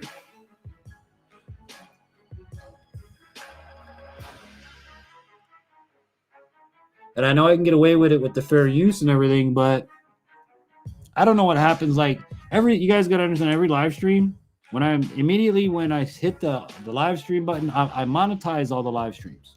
Okay. But by the time I'm done with this stream, I close it out and I go back into YouTube.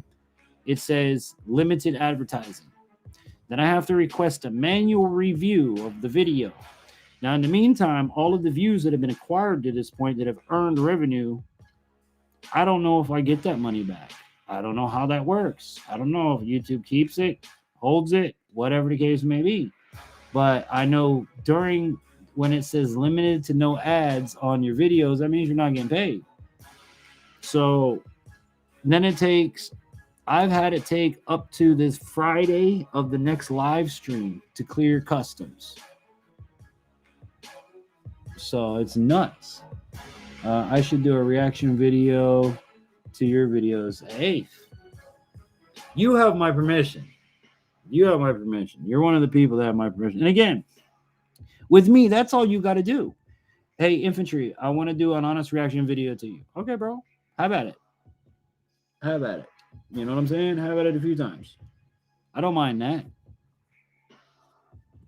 But that better be what you're, I mean, not saying mayhem, but that better be what you're, rightfully intending. Don't tell me you're going to do a reaction video and then slam my channel or, be one of these people in the chat that have questioned whether or not I'm actually blind or not. I've had ridiculous stuff in the chat, or not in the chat, in the comments. I've had some really ridiculous stuff. I had one dude tell me he was pissed off that my name was Infantry and that my channel name was Infantry Outdoors because he was infantry in the military, and he finds me using the name infantry insulting to the military. And I replied back to him, well, on the contrary, my military friends and veterans that I work with, especially disabled vets, really like it. And I'm sorry, I'm not going to change my name because you're salty. I've had all kinds of stuff. You know what I'm saying? But being in radio and TV for so long, I'm used to negativity. It's part of it. You got to take the bad with the good, and you get good with the bad. You just take the bad and flush it down the toilet. Don't pay no mind to it. A lot of times I don't even read. I'll read the bad comment once and I'll just whatever. I don't delete them either, because then you guys go back and handle it for me, which I really appreciate. Especially those of you like Mayhem that know me, that have been hunting with me. To say I'm not blind is redonkulous. I mean, I'm not blind. I can't see anything, but I'm blind. I'm limited. Yeah, Mayhem's seen those comments. Exactly. I'm sure you guys, if you guys have been around the channel long enough, you watch my videos, you've seen the comments too. Well, he's not blind. You can't be blind. Why? Because I do shit? I mean, come on.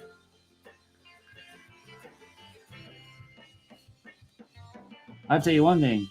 I've used so many keywords tonight, I'll be surprised if they monetize this video. Blind, handicap. Or he'll call me and say, hey, check out the comment. Yeah, exactly. Exactly. Because there's times, honestly, where, when I do things like that, it's one of those situations where I'm the channel, the creator, right? And I don't know what to reply back, because it's just one of those where, not that I'm pissed, like, it doesn't bother. If you don't think I'm blind, it's not the first time in 44 years it's happened. It's just like, if Mayhem were to go like he did, and he was very respectful. Listen, he is blind. I've been hunting with him. I've been deer hunting with him. I know he is blind. And that's the thing about, like, I even talked to Unique Prepping, Zach, which, by the way, guys, next Wednesday I'll be live on Unique Prepping's channel. If you don't have that channel, go get it. Zach is amazing. And we're going to be live on his channel, which is specifically targeted and directed to handicapped people and prepping and being ready. And with everything that's going on in the world today, y'all need to go over there and learn something. Even if you're not handicapped, you'll learn something. So that'll be Wednesday at 10 this week coming. All right, so mark it on your calendars. Put a little Google. Hey, Google, remind me to watch Unique Prepping, Wednesday at 10. I remember having to explain to a guy that formed my... Oh, hold on. From my understanding, you basically have one that works for a few inches. Yeah, well, it depends on what I'm looking at. That's the one I was thinking of, Mayhem. The guy that said you weren't blind because you climbed. Oh, that's it. You got it. Yeah, that was the guy, because I climbed a rock wall. Listen, I've climbed mountain faces, boys and girls, and Boy Scouts. I've repelled. I've suicide repelled. I've jumped out of a Coast Guard helicopter into the ocean in Fort Lauderdale Beach. I have done some amazing things in my life. I really have, especially for a handicapped person. But to address this one, hold on. To address, where was it? Hold on. That guy. I remember having to explain to a guy That from my understanding. Right. Okay, so here's how my vision works. As best as I can explain it to you. Okay? And you can't explain vision to anybody. I can't tell you what I see. I can only give you my best translation for it, okay? When it comes to reading text, chat, and crap like that, small things I have to hold, like my phone, all right? I have to hold my phone like this to read comfortably, okay? So I can read my phone like this, da-da-da-da-da, text messages and all that. Now, I can see a car coming down the road. I can tell you what color it is. I can drive a car. I can see stop signs. I can see red lights. I can see everything that you can see. It's just like road signs. I can't read the road sign until it's really up close. Things like that. I use spotting scopes when I go out hunting to properly identify the animal. But I can see colors, shapes, lights, all that. What you see, I see. It's just, I don't know, shrunken in. Like if you had a camera lens and you people get to zoom all the way out, I get to zoom all the way in, if that makes any kind of sense to you. And because I only have one eye, I have limited field of vision. So my vision basically stops right past my nose and it goes all the way over to a normal side. And that's why you'll see like I tilt my head and all that stuff because my eye is not perfect. So I tilt my head to get the clearest picture out of my messed up retina. And yeah, so you kind of get that idea. But I can see, I can do. I mean, obviously you see my videos. Just when it comes to things like text or computer screens or reading shit, the smaller it is, the harder it is for me, the closer I have to look, you know. Doesn't bother me a bit. You can see it, but it's hard to see. Almost like someone has sighted without that. Right. Well,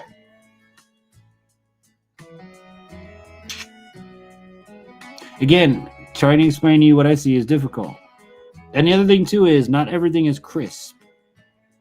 Like when I sit here and I look at your text, I can see Mayhem Studios. I can read that because it's a little bit bigger at this distance, okay, where we're at right now. But to read the comment, I have to come into about here because I can see it, but it's fuzzy. If I had my glasses, which broke 3 years ago, it would clear that up. But the thing when I wear glasses is I can't have both ways. I can either have it magnify what's already there, i.e. make the fuzzy bigger, or I can sharpen it and crispen it, but it shrinks the image a little bit. So there's a lot of times, like, to read my phone, I have to take my glasses off and do this. Because if I put my glasses on, everything's too small, if that makes sense. So, you know, that's the best way I can explain it to you. And I also have issues like if it's a hot summer day outside and I walk into a building that's low lit or doesn't have enough light, it takes me a good minute for my eyes to adjust and for everything to refocus. Excuse me. Hence why I have a service dog. That and she keeps people from bumping into my left side.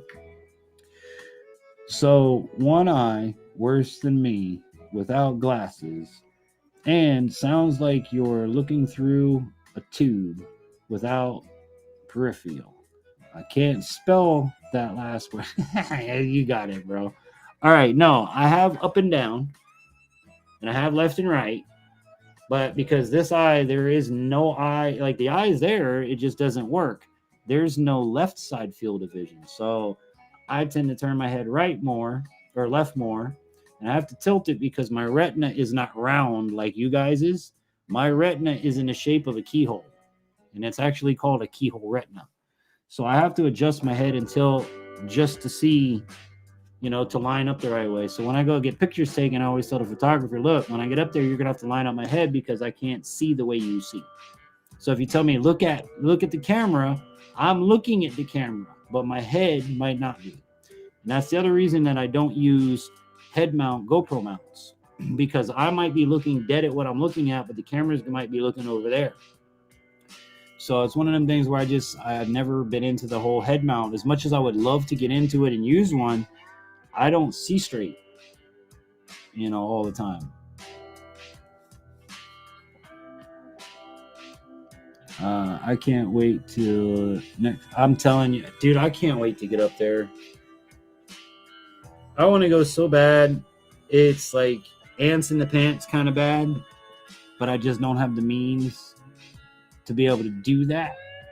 So if anybody wants to sponsor your boy going to Arkansas to get them deer, let me know, because December is when I got to get over there.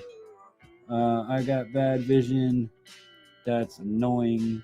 Like, if I lose my glasses, I'm like Velma from Scooby-Doo. Keyhole retina makes sense.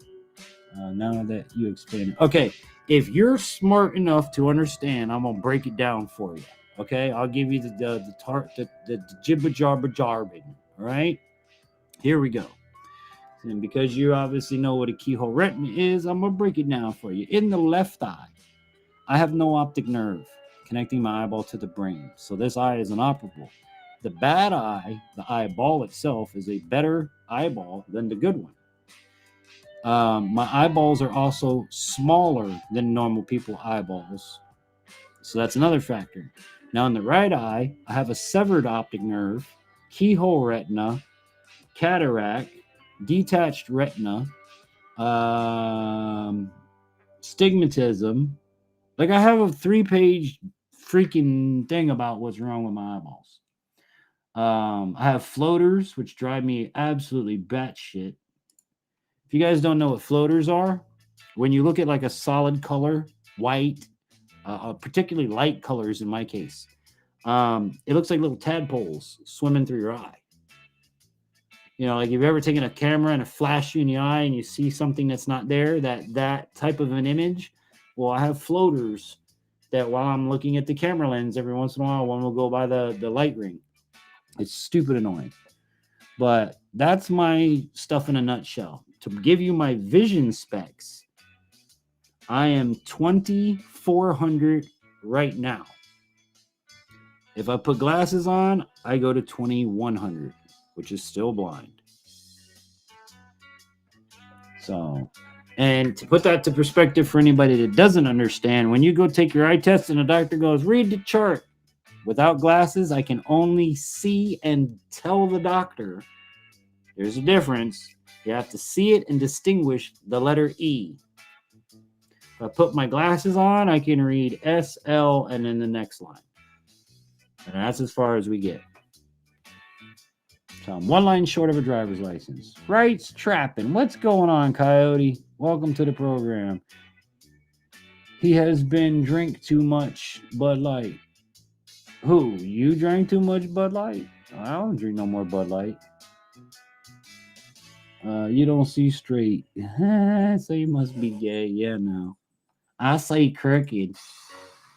We used to tell everybody I'm blind in one eye and can't see out the other.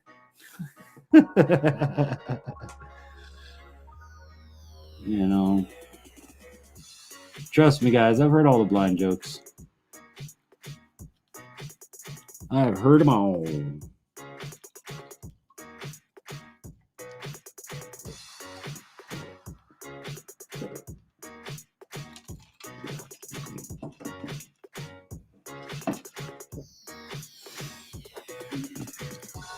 Without glasses, I can't see the big E. Thankfully, with the glasses, I do fine. That's good, man. That's really good. Because let me tell y'all, people, one thing that is the worst about my disability is the inability to drive, to get around, to go get my kids from school, to go get groceries, to drive myself to work. Things that, and I don't mean this in the wrong way, anybody, but the things that you guys take for granted every day, I would give anything like we've been talking about, you've heard us talk about as many times on the program. If anybody's got an old side by side that fits 4 people, hell, anything that a mule that I can fit 3 people. I'm limited on what I'm allowed to get away with, and I use that exactly the way I say that. I'm allowed to get away with, but not being able to drive to do simple things that you do need to do every day in your life, it's horrible, guys. It's horrible. I can't take my friend. I can't even go over to my buddy's house and hang out for an hour or two, you know, when my wife's not home. I have to be chauffeured everywhere, where that sounds great for a little while. You know what I'm saying? When you want to go do this and the wife doesn't, or the kids don't, or whatever, I want to be able to go do my own thing. Not having a car is one of the worst things, or transportation in general. And being limited on what I can get for transportation, because I can go get an e-bike with no problem, but that only carries me. I have 2 kids that go to school and other things to think of, groceries. I mean, I've done it when it was just me and my wife. I did it on a GoPed. I did grocery shopping on e-bikes. Even when we first had Brandon, that's where I had my first e-bike. And we had a trailer, and I put Brandon in the trailer, and me and him went everywhere on that e-bike and trailer. Grocery shopping, fishing. We had fishing rod holders rigged up to it so we could take 4 or 5 fishing poles. But not being able to drive, I got to say, is the hardest thing of my disability.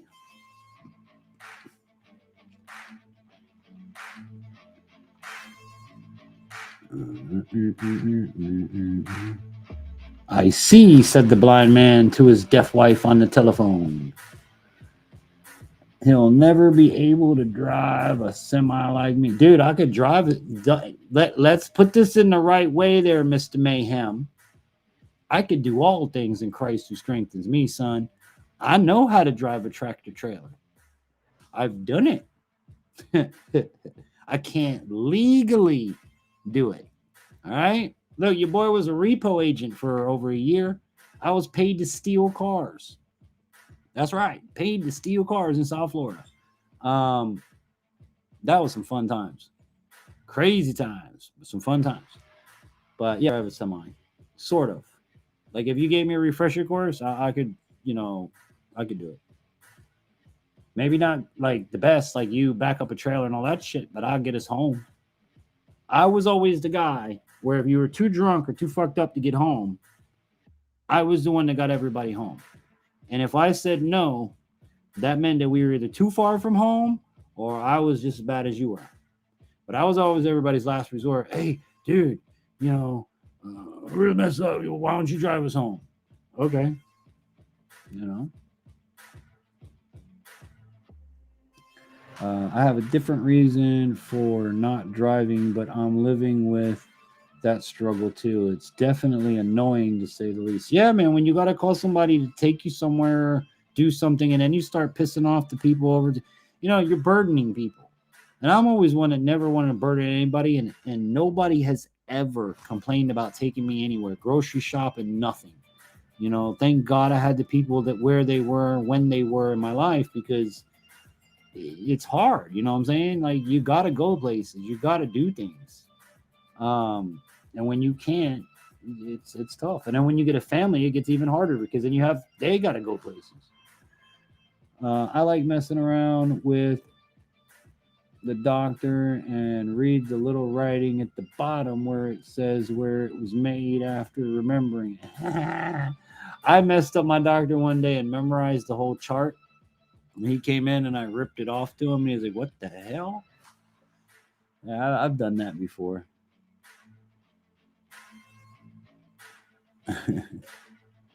Even my mom was like, what the hell? What's going on? How do you drive a boat with no problem? Or do you have issues with that? No, I drive a boat with no problem. Now, the area of most difficult, okay, when we're driving a boat, first of all, I always have someone with me. I never go out on a boat by myself. Okay, and I'm talking about my bass boat or any of my boats that I've had. My first rule is I never leave without anybody on the boat. And the reason for that is I always know where I'm going, which is important.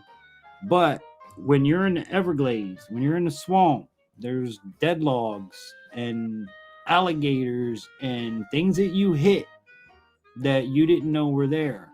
And that's where the other person comes in. But visually speaking, driving a boat, I have never had a problem. I feel safer on the water than I do on land, except for holidays. I will not go out on a boat on a holiday ever again. You're a fool if you do, and especially if you live in South Florida, because you will be stopped by every agency on the water. Sheriff's Office, local PD, Coast Guard, Marine Patrol, Navy, whoever the hell is there, they're going to stop you. So, but the most difficult thing that took me practice of getting was docking the boat, pulling up sideways to the boat, because again, that whole depth perception thing. But I've since learned, and I've gotten very good at it. And I had difficulties at first trailering the boat centered. A couple of times I had to take the boat off 2 or 3 times until I got it right. But you live and you learn, man. It's part of owning a boat. But yeah, I drive a boat really good. There's nothing really out there to worry about. Coyote, I do the same. There's no lines on the water. Yeah, that's right. There's no lines in the water. Well, sort of yes and sort of no. There's no lines in the water. And that kind of is what trips me out. Like, I'll be going in the Everglades, right? And the Everglades down there are again, it's canals. They're just canals. And one of the tournaments, we had to make a 20-30 minute run up to our fishing spot. We were going from Broward County up to North Broward County via the back ways through the swamp. Well, to me, the waterways eventually do this. They don't ever meet, but the bank, and then you have the waterway, and you have the two banks. If it's a long run, eventually that long run starts to do this on me.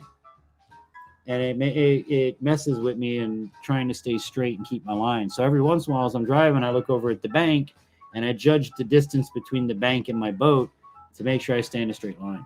Because if any of you have ever driven a boat, they don't go straight. They don't go straight. You go straight, but then you'll drift. The wind will blow, you drift this way. And you drift this way. So you're always having to, move in a boat.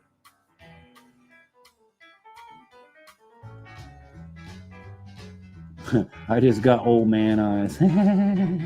I figured it would be nice for you to explain that to your viewer. Yeah, man, anytime. I'm glad you're here to ask those kind of questions because, I've told Zach Mayhem where Zach has asked me, which, by the way, there's a wish list in the description box of products that would help the program. Zach told me to put that up there, and him and I were talking about, and I do not mean this in any rude way or disrespect or anything to anybody when I say what I'm about to say, but it is honest conversation. He asked me, he's like, Infantry, are you getting donations? Have you been people been sponsoring you? Have you been, getting stuff sent to help you? I'm like, no, man. It doesn't really work that way with me. And I think the biggest reason of it is, and I love Zach, and don't ever take this the wrong way, guys, but when you look at Zach, Zach is handicapped. Okay? That's blatantly clear. When you look at me and you watch my videos, again, people are questioning whether or not I'm faking my disability, which I get it. People are disgusting on the internet. People fake cancer just to get fucking views. That's not me. That'll never be me. But I'm not visually handicapped, I'm visually handicapped, but you guys looking at me, unless you look at my eyeball, you wouldn't know. If you watched me, you couldn't tell. So, it was just interesting how we were talking about it. Because he's like, yeah, no, I get donations and I get this and I get that. And he's like, why don't you? I'm like, I don't know, bud. The only thing I can think of, and I really don't mean it mean, is you can see your disability a lot more apparent than you can. And he agreed with me, But I never mind explaining stuff. I thought, hold on, what else? Next song. I thought about getting a LASIK. Gotten out of debt. All right, I'm gonna let you know about that here in a second. Figure my vision being so bad I can't find my own glasses means that the benefits would outweigh slight risk. Okay, LASIK is not bad. However, in certain cases, depending on your vision, and this has happened to 3 people in my family, so I'm being 100% open and honest on this. Remember where I was saying when I put the glasses on, everything out there was crystal clear. But if I want to read my phone, I had to take the glasses off. You're going to have that problem with LASIK. So if your vision issue is nearsightedness, which is the inability to see far away, you're going to have farsightedness issues. So you're going to need reading glasses for close-up items. While they'll clean up your distance vision, you will be limited on the range of your close-up vision. And this has happened as fact to 3 people. So that's pretty much all you have to worry about.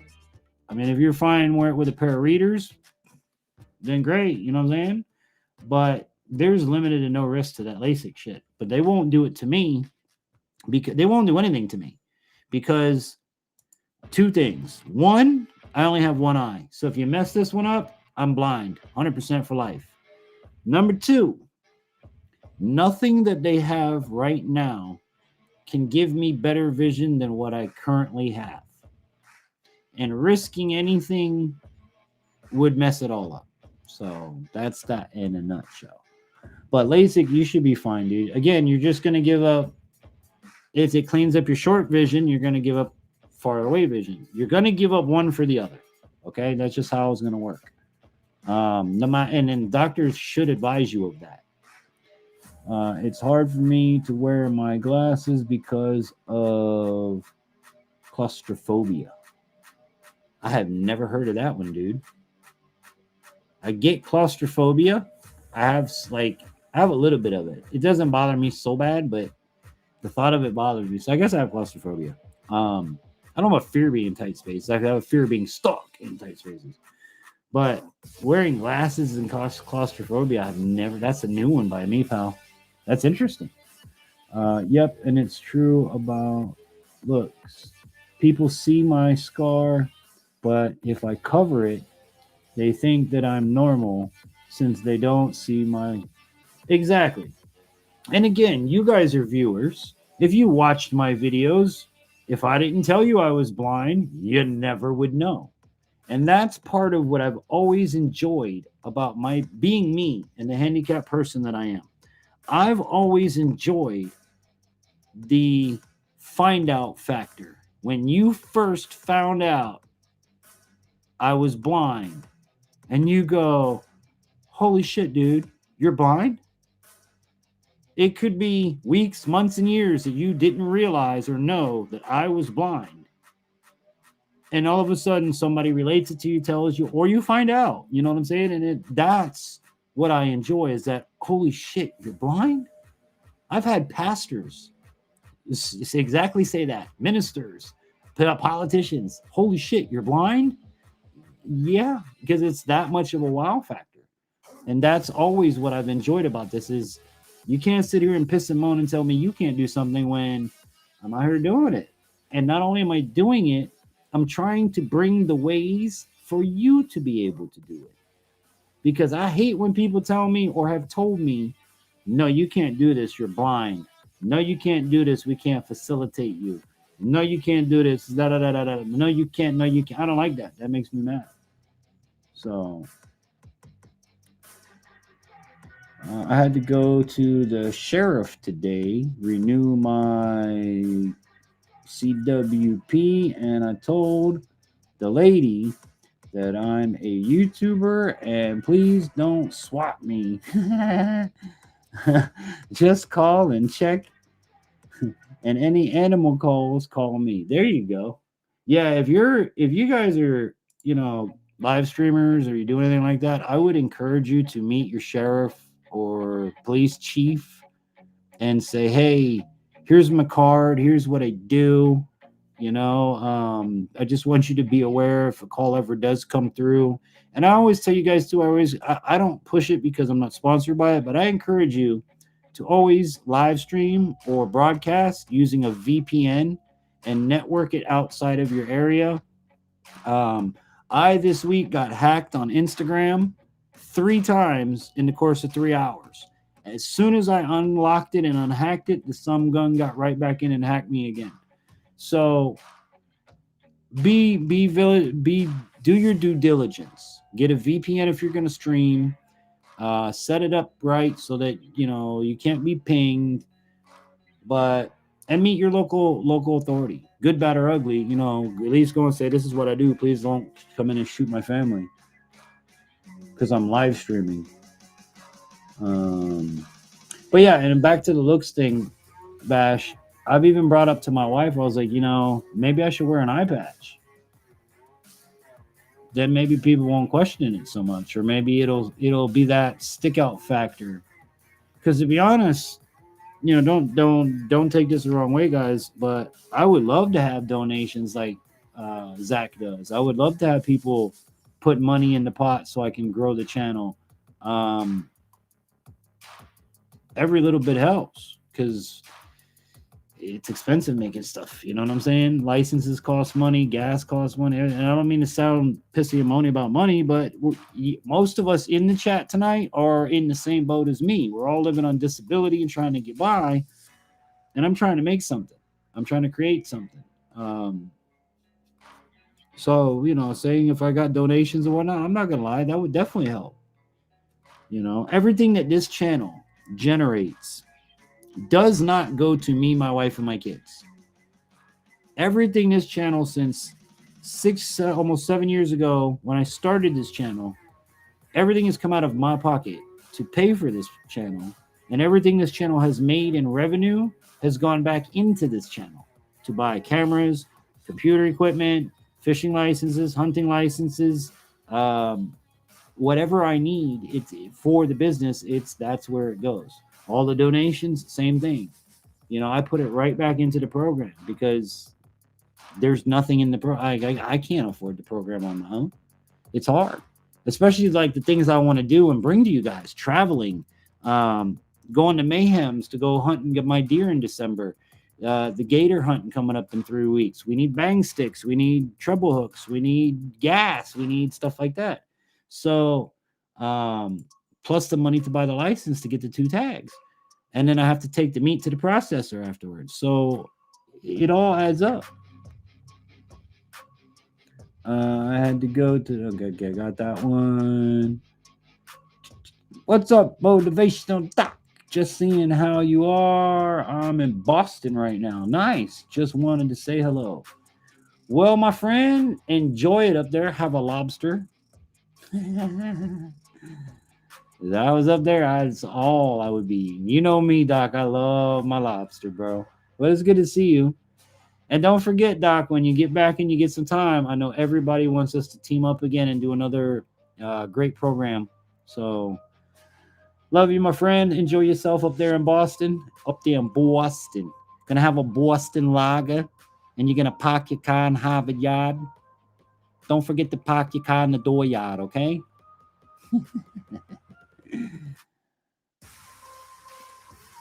Don't wear a mask either. Yeah, no, I remember you telling me that. The mask I can understand because it's restricting your breathing. But glasses, that's a new one by me. I've never heard of someone having claustrophobia wearing their glasses.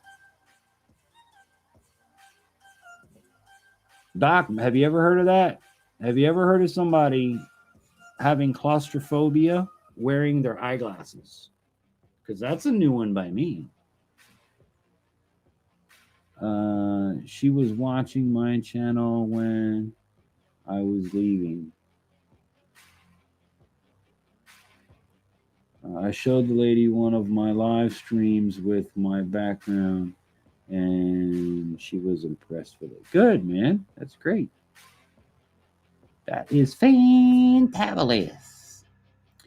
That's cool, Coyote. That's good. To be cool with your local. Yeah, especially when it comes to swatting. You know what I mean? That's scary, dangerous stuff. I would never put that on my worst enemy. Yeah, I gotta go to Washington. I gotta go to Texas. I gotta go to Vash and go get some fish up there. Have fun, Doc. I would want to see the Cheers bar. Oh yeah, that's right. The Cheers bar is up there. Yeah. God, I remember Cheers. I'm not normal though. Nobody ever said you was, there, Mr. Coyote. Well, listen, guys, I'm gonna give it 5 more minutes before we close up the show for tonight. I have to let my son go to bed. We have roof issues, so he's sleeping in the office because the roof in his bedroom fell down. So give it 5 more. We'll go to 20 after tonight. And if you guys are new and you don't know, we do this every Friday starting at 9 p.m. Eastern time right here on Infantry Outdoors. It is This Week Outdoors. Guests are always invited to come up. We always talk about different stuff. And, of course, the question and the topic of every week is, what did you do this week outdoors? Remember, for any comments, questions, concerns, advertising, or anything related to our program or our brand, reach out and write to us at infantryoutdoors@yahoo.com. Please remember that if you're new, hit that subscribe button, ring that bell to all notifications so you're notified whenever we put something out. And if you want to help out the program, paypal.me/infantryoutdoors is our PayPal account. Also, you can hit super chat down there on the chat. And if you're watching in the replay, you can hit the super thanks. We always acknowledge all of our donors, sponsors, advertisers, and all of our programs. So thank you in advance if you're gracious enough to help us out. Also, we have a wish list from Amazon down in the description box right down there with items that we can use. Would be pretty neat, stuff like that. But wisers do not wear glasses. What did you say? Wisers do not wear glasses? What's a wiser? Did you spell that wrong? You're a damn wizard, dude. Wizards wear glasses. Don't tell me wizards don't wear glasses. You're a wizard, Merlin. In your damn wizard pipe, Gandalf. You shall not pass. I always used contacts as a kid, and now I can't afford them. And only have glasses, and it makes me feel a bit sick to only be able to see through these little windows on my face. You know, and the shitty part of it is, like, the reason I haven't had my glasses in 3 or 4 years of living up here is it broke. And when they break, it's $400 or $500 to get a new pair. Like, it's ridiculous. And yes, I have insurance. It's $400 or $500 after they don't, all the shit they don't cover. So, you know, I feel you, bro. Blindness is tough. Vision loss, vision disability has got to be one of the hardest ones. Actually, let me see if I can find this video. I'm gonna play it for you.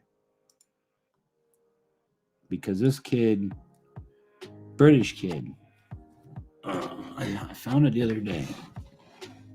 You got kicked out of a gym. A blind guy was kicked out of a gym for staring at a girl. And where's that? Hold on. History.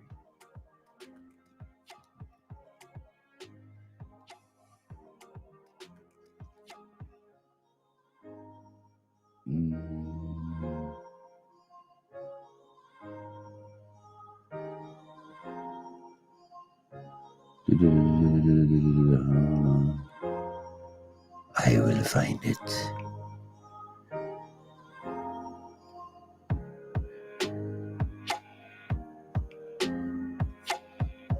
I will find it. Where are you? Where are you? Go to work.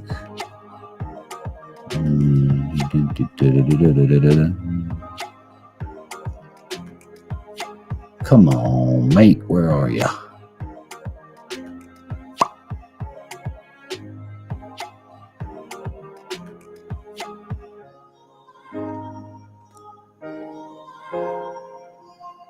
with me, guys. It'll be worth it, I promise.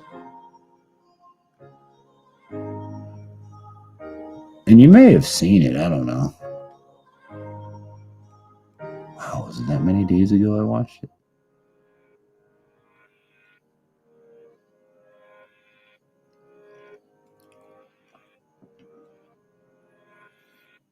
And usually I have all these pre-queued up for you guys too, so my apologies on it, but I will. Dude, it can't be that far back. There's no way.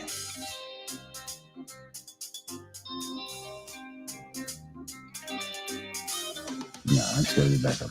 I had passed it.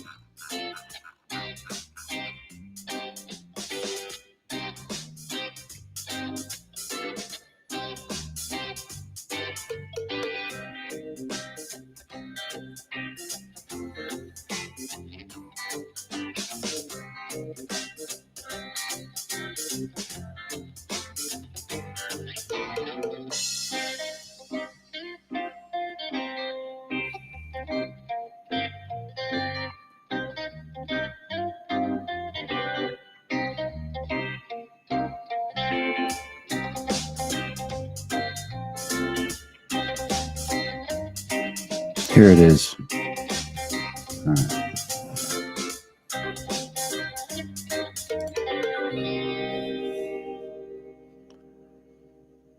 We're going to share the screen.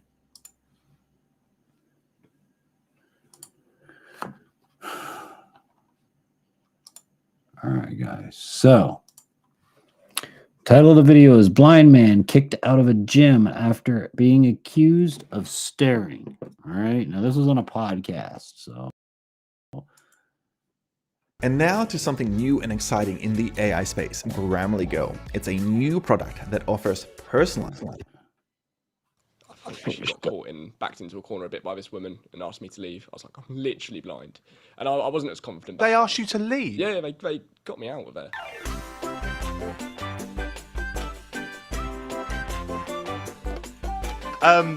Glasses, you touched on them there. Yeah. How come some blind people wear sort of shades and some don't? Some blind people have some changes in the appearance of their eyes. They might go cloudy or, you know, have different bits and bobs going off. Right. Like my eyes blink a lot. I don't know if you noticed. No, I hadn't really. Not? No, You not now. They're wild, honestly. But yeah, it might be to hide things like that because they're a bit sort of self-conscious of it, maybe. Right. Oh, fair enough. That's got you in trouble a little bit, hasn't it? Like what, staring? Yeah. Yeah, but blind. Obviously, I don't really know where I'm looking a lot of the time, unless I'm talking to someone. I know that I'm talking to you, so I'm trying to look in your direction. Right. Yeah, I was in a gym. I've heard this story. Have you heard this, Stevie? I think I saw the TikTok. It's so good. Can you share it with us? Yeah, so I was doing my exercises like a good gym lad, and yeah, my eyes just, when I'm concentrating, especially, they will just fall wherever they want to. So yeah, I was just staring straight ahead, and unfortunately, there was a woman doing some exercises. Don't know what she was doing, whether it was like some squats or whatever, where you know you might be in a more vulnerable position, maybe. Yeah. You don't want to be stared at. So yeah, she came over to me. And I didn't know she was talking to me at first because I was like, I'm not doing anything wrong. I'm just, you know, doing my thing. And she said He's working something out. along the lines of, "Why do you keep staring at me? Stop! Like, don't be so creepy." I was like, "Oh no, I'm sorry, I'm blind." Had my cane with me. It was folded up on my lap. Yeah. There you go. That's the thing right there where he said, I had my cane folded up on my lap.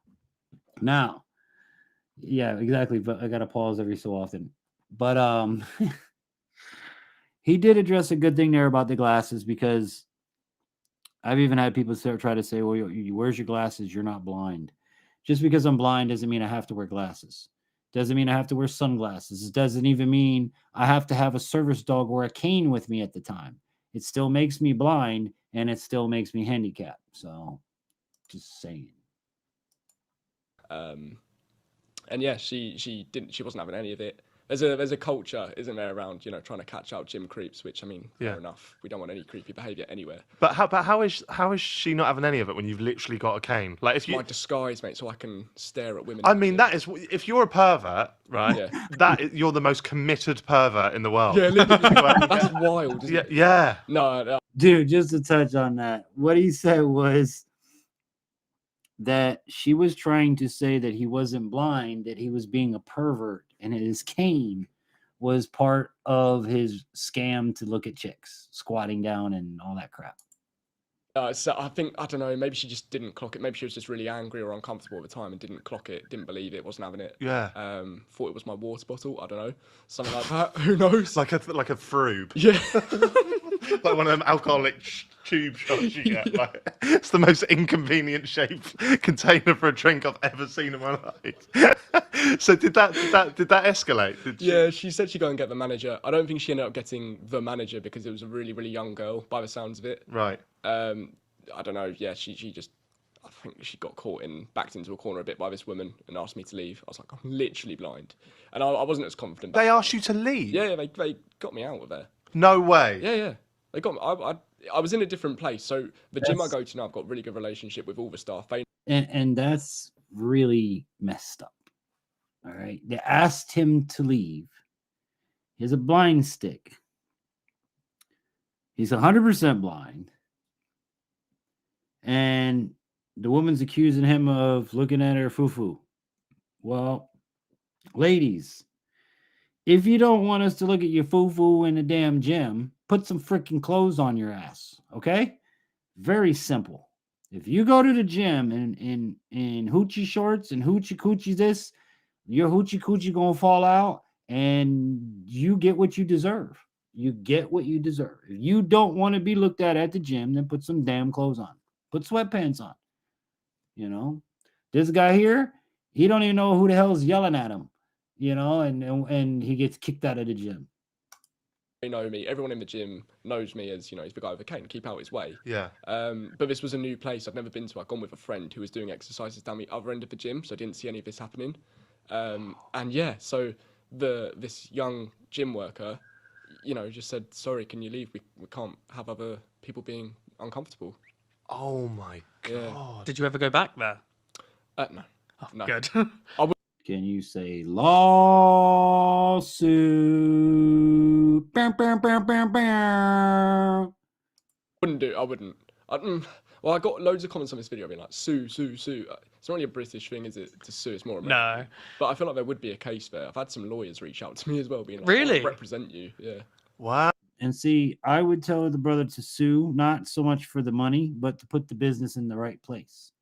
Because it's like we discussed here on YouTube, guys, that my channel being shadow banded, other content creators that I brought to you guys' attention that have received letters from YouTube saying that their disability is quote unquote unad friendly. So therefore you are not appealing to the advertisers. So we're not monetizing you. That's hogwash. You can't do that. That's against the law. That's against the ADA. There's so many things that you're breaking and violating by doing that. It is unreal. You cannot discriminate against age, sex, creed, color, disability, none of that shit in this country. So unfortunately, he's in England. I don't know how it works in England.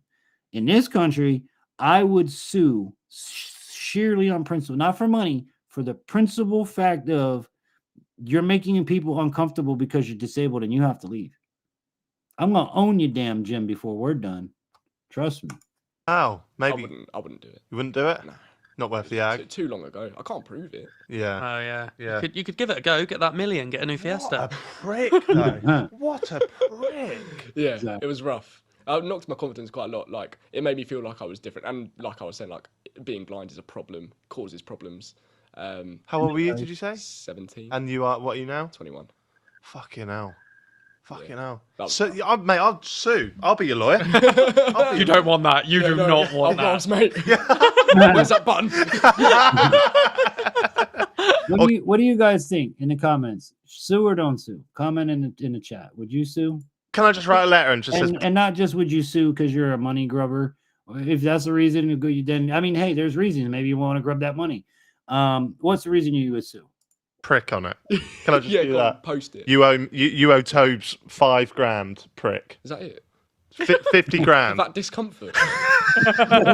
55 grand? That'll do. And I'll take 10%? Whatever, mate. Yeah, whatever you want. That's brilliant. I want you to tell us a few stories about... Okay, so we're going to end that there. I mean, he has other stories of stuff like that. So if you want to check it out, go over to his channel.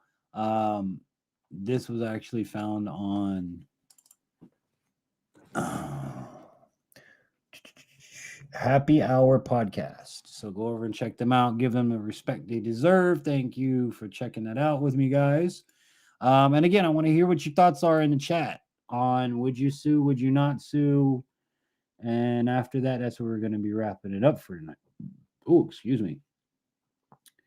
Yeah, got that one. No wearing camel toe pants, please. See, and that's what I'm saying. If you're gonna let your camel out of the barn like Andrew Flair and let it run around and let it run free, you had better damn expect people are gonna look at it. Because let me tell you something. I'm a blind 44-year-old married man. That shit walks by me. I'm looking at it, and my wife's pointing it out to me. So you get what you deserve. Okay? It's ridiculous. You can't walk out your house looking like the girl at the strip club and not think you're going and then get pissed if somebody looks at you. That would be like taking a bag of crack to a crackhead and just hanging it over their head and then getting pissed if they wanted the crack. I mean, come on, you can't do that. I agree, Infantry. As a Christian, I want to extend mercy and forgiveness. That said, there's some doctors and others who did me hard that I should have held accountable so that they didn't harm others. Yeah. And here's the thing. If you let people and businesses walk all over handicapped people,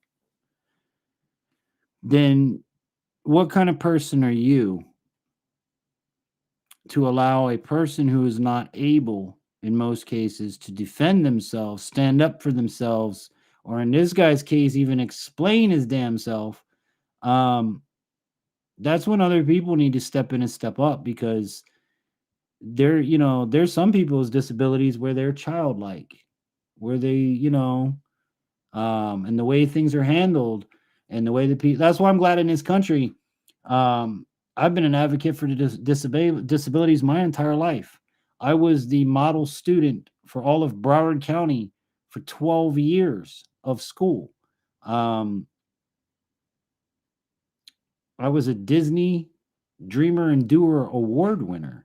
I did a lot of stuff over the years.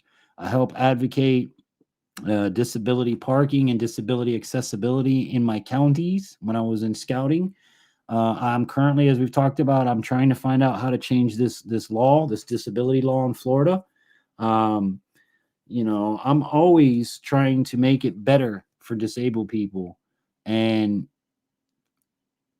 it gets really, and we've talked about this before. When I go out with my stick, like I only use my walking stick, my blind cane, under certain circumstances. When I'm going out and it's dark, when I'm going out in the woods, I use it as a walking stick, or when I'm going out into a place that has a lot of people, because I don't like people getting near me, especially bumping into me, particularly my left side. But I'm the kind of person where I will whack your ass with my blind cane. Mind you, I can see you. So if you do some stupid stuff, I'm the guy that whacks you with the cane so that you can turn around and go, oh shit, it was a blind guy. I'm so sorry, sir. Because you need to be taught a lesson, especially if I whack you with, I'm not whacking you because I feel like it. I'm whacking you because you're a prick. And you need to, look, I'm a blind person, dude. You just screwed up. That's pretty much all it is. Like, hey, be aware of blind people, and that stick sticks out good few feet. It's as tall as I am. So I'm like 5'10", so it's probably around 5 foot 10 inches long. I'll get you. You better stay out of my area. And I do it solely out of education. Like the video Coyote posted of the jerk offs that park in the handicap spots that are handicapped. It's ridiculous. So what happened to the chat overlay? Is nobody chatted? Am I that far behind in the chat? I might be. And I did make it smaller, Coyote, so I see all more of the chats. Okay. Agree, Coyote. They know that they're doing and they're acting trashy if they dress like that. And well, the whole thing that I think is really screwed up is like you're taking crack to a crackhead. If a woman spreads her legs and her camel comes out the barn and you have a cell phone sitting in front of you, I mean, you're just all kinds of ignorant. All kinds of ignorant and stupid if you get upset at somebody looking at you videotaping your camel exercising. And I can't think of a better YouTube friendly way to put that one, guys. You like that? Sue both the lady and Jim and make sure that it's in the news as much as possible to fix this. I'm with you, Kyle. That's a great answer. Right now, I see it wasn't just about me. And that's the whole thing. When it comes to a handicapped person, it's not just about you. You are the one they got today.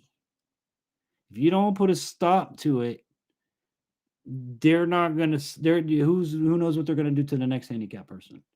I pulled my kid out of public school here, all right, because I've been fighting with them for 2 years with my son's disability, his ADHD and his DMDD, which is disruptional mood disorder, whatever you want to call it. Basically, the long and short of it is you get him pissed off and he mouths off. Okay, that's the long and short of it. But he can't control it. Where our brain tells us, hey, shut up, you're going to get in trouble, his brain goes, keep going, keep going. So in the course of 2 years that he's been in the school, we have a 5014 plan set in place, which is handicap specific things that he has modified to his education to make him do better. For example, he has 5 extra minutes on a test. So when everybody else is done, he gets 5 more minutes. He gets read to in certain circumstances. He has little things like that. Well, we have those in place because the teachers didn't make him implicate it and use it. They said, well, he's not using it, we're taking it away. So by the time the end of this last year that I'm done with the school, they've removed everything without our consent from the 504 plan. I argue with the teachers over my son being suspended not once but twice for something he's diagnosed for. So this would be the same effect of if your child had Tourette's syndrome and went to school and you told the school, supply the paperwork, the medications, everything about your child, which we've done, that has Tourette's syndrome, and he has an outburst and goes, fuck, shit, da, da, da, da, da, and which he's diagnosed for, they can't suspend your child. You can't even be disciplined for that. I mean, you can be having a talking to, but you can't be disciplined for something you're disabled for. Well, they suspended my son twice. Of course, me being the parent, when I bring it to the attention of them, they don't want to hear it. And you're not allowed to speak to them in any other way, but I talk to you. I'm the principal. You do what I say. So it got to a point where we got so far into it where the final straw for me was when the principal says, I don't have any paperwork on file that says anything about Brandon's diagnosis, or that you keep repeating before he came into my school, he was an honor roll student. I can't find evidence of that. Well, all you had to do is look at his transcripts. Brandon was he might not have been an honor roll student 1,000% of the time, but 100% of the time, he was an AB honor roll student all through Driftwood Elementary School. I still have somewhere the prize wheels that they gave him, still put away somewhere because we never used them. But this woman literally had the nerve to tell me that I didn't give her my son's medical paperwork, that they're unaware of this. And it was just ridiculous. I'm like, that's it. I'm pulling my kids. They're not coming back next year. I'm done. If you're going to lie about paperwork and you're going to take away a disabled kid's ability to learn, which caused him to, they only passed him because they didn't want to deal with him again. Technically, he should have been repeating 5th grade again, but because they don't want to deal with him again, they pushed him forward. So I'm always dealing with handicap stuff. Always.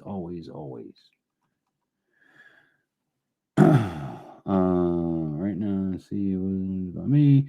The government needs to do more veterans also. We've already talked about that, Coyote. We can milk that one all night long. Men will be men. That's very true. Why is the chat overlay not up there? That's what I'm wondering. Like, what happened? Y'all didn't come up here. Anyways, that's where we're gonna wrap it up, guys. Food for thought for the week. you know as well as I do, Coyote, on the Veterans Point, I think y'all deserve a whole hell of a lot more for everything you do. I'm with you on that. I always will, always have, and always will be. But with that said, guys, it's time to wrap it up. I got to let my boy get to bed. It's almost 12 o'clock my time. But thank you guys so much for being here tonight. Hope you enjoyed yourself as always. I hope that this and all of my adventures inspires you to get outdoors. Remember, if you have any comments, questions, or concerns, it's infantryoutdoors@yahoo.com. And we will be back here Friday night starting at 9 p.m. Eastern Standard Time. So thanks again for hanging out with me. Thanks for chatting. Thanks for all of the great questions and comments tonight. Let's keep that up. And don't forget to join me Wednesday, Unique Prepping. Go over, subscribe to his channel. Wednesday at 10. You guys will love all the stuff we're doing over there. But yeah, with that said, I'll see you guys next week. Have a great one. God bless you. See you then.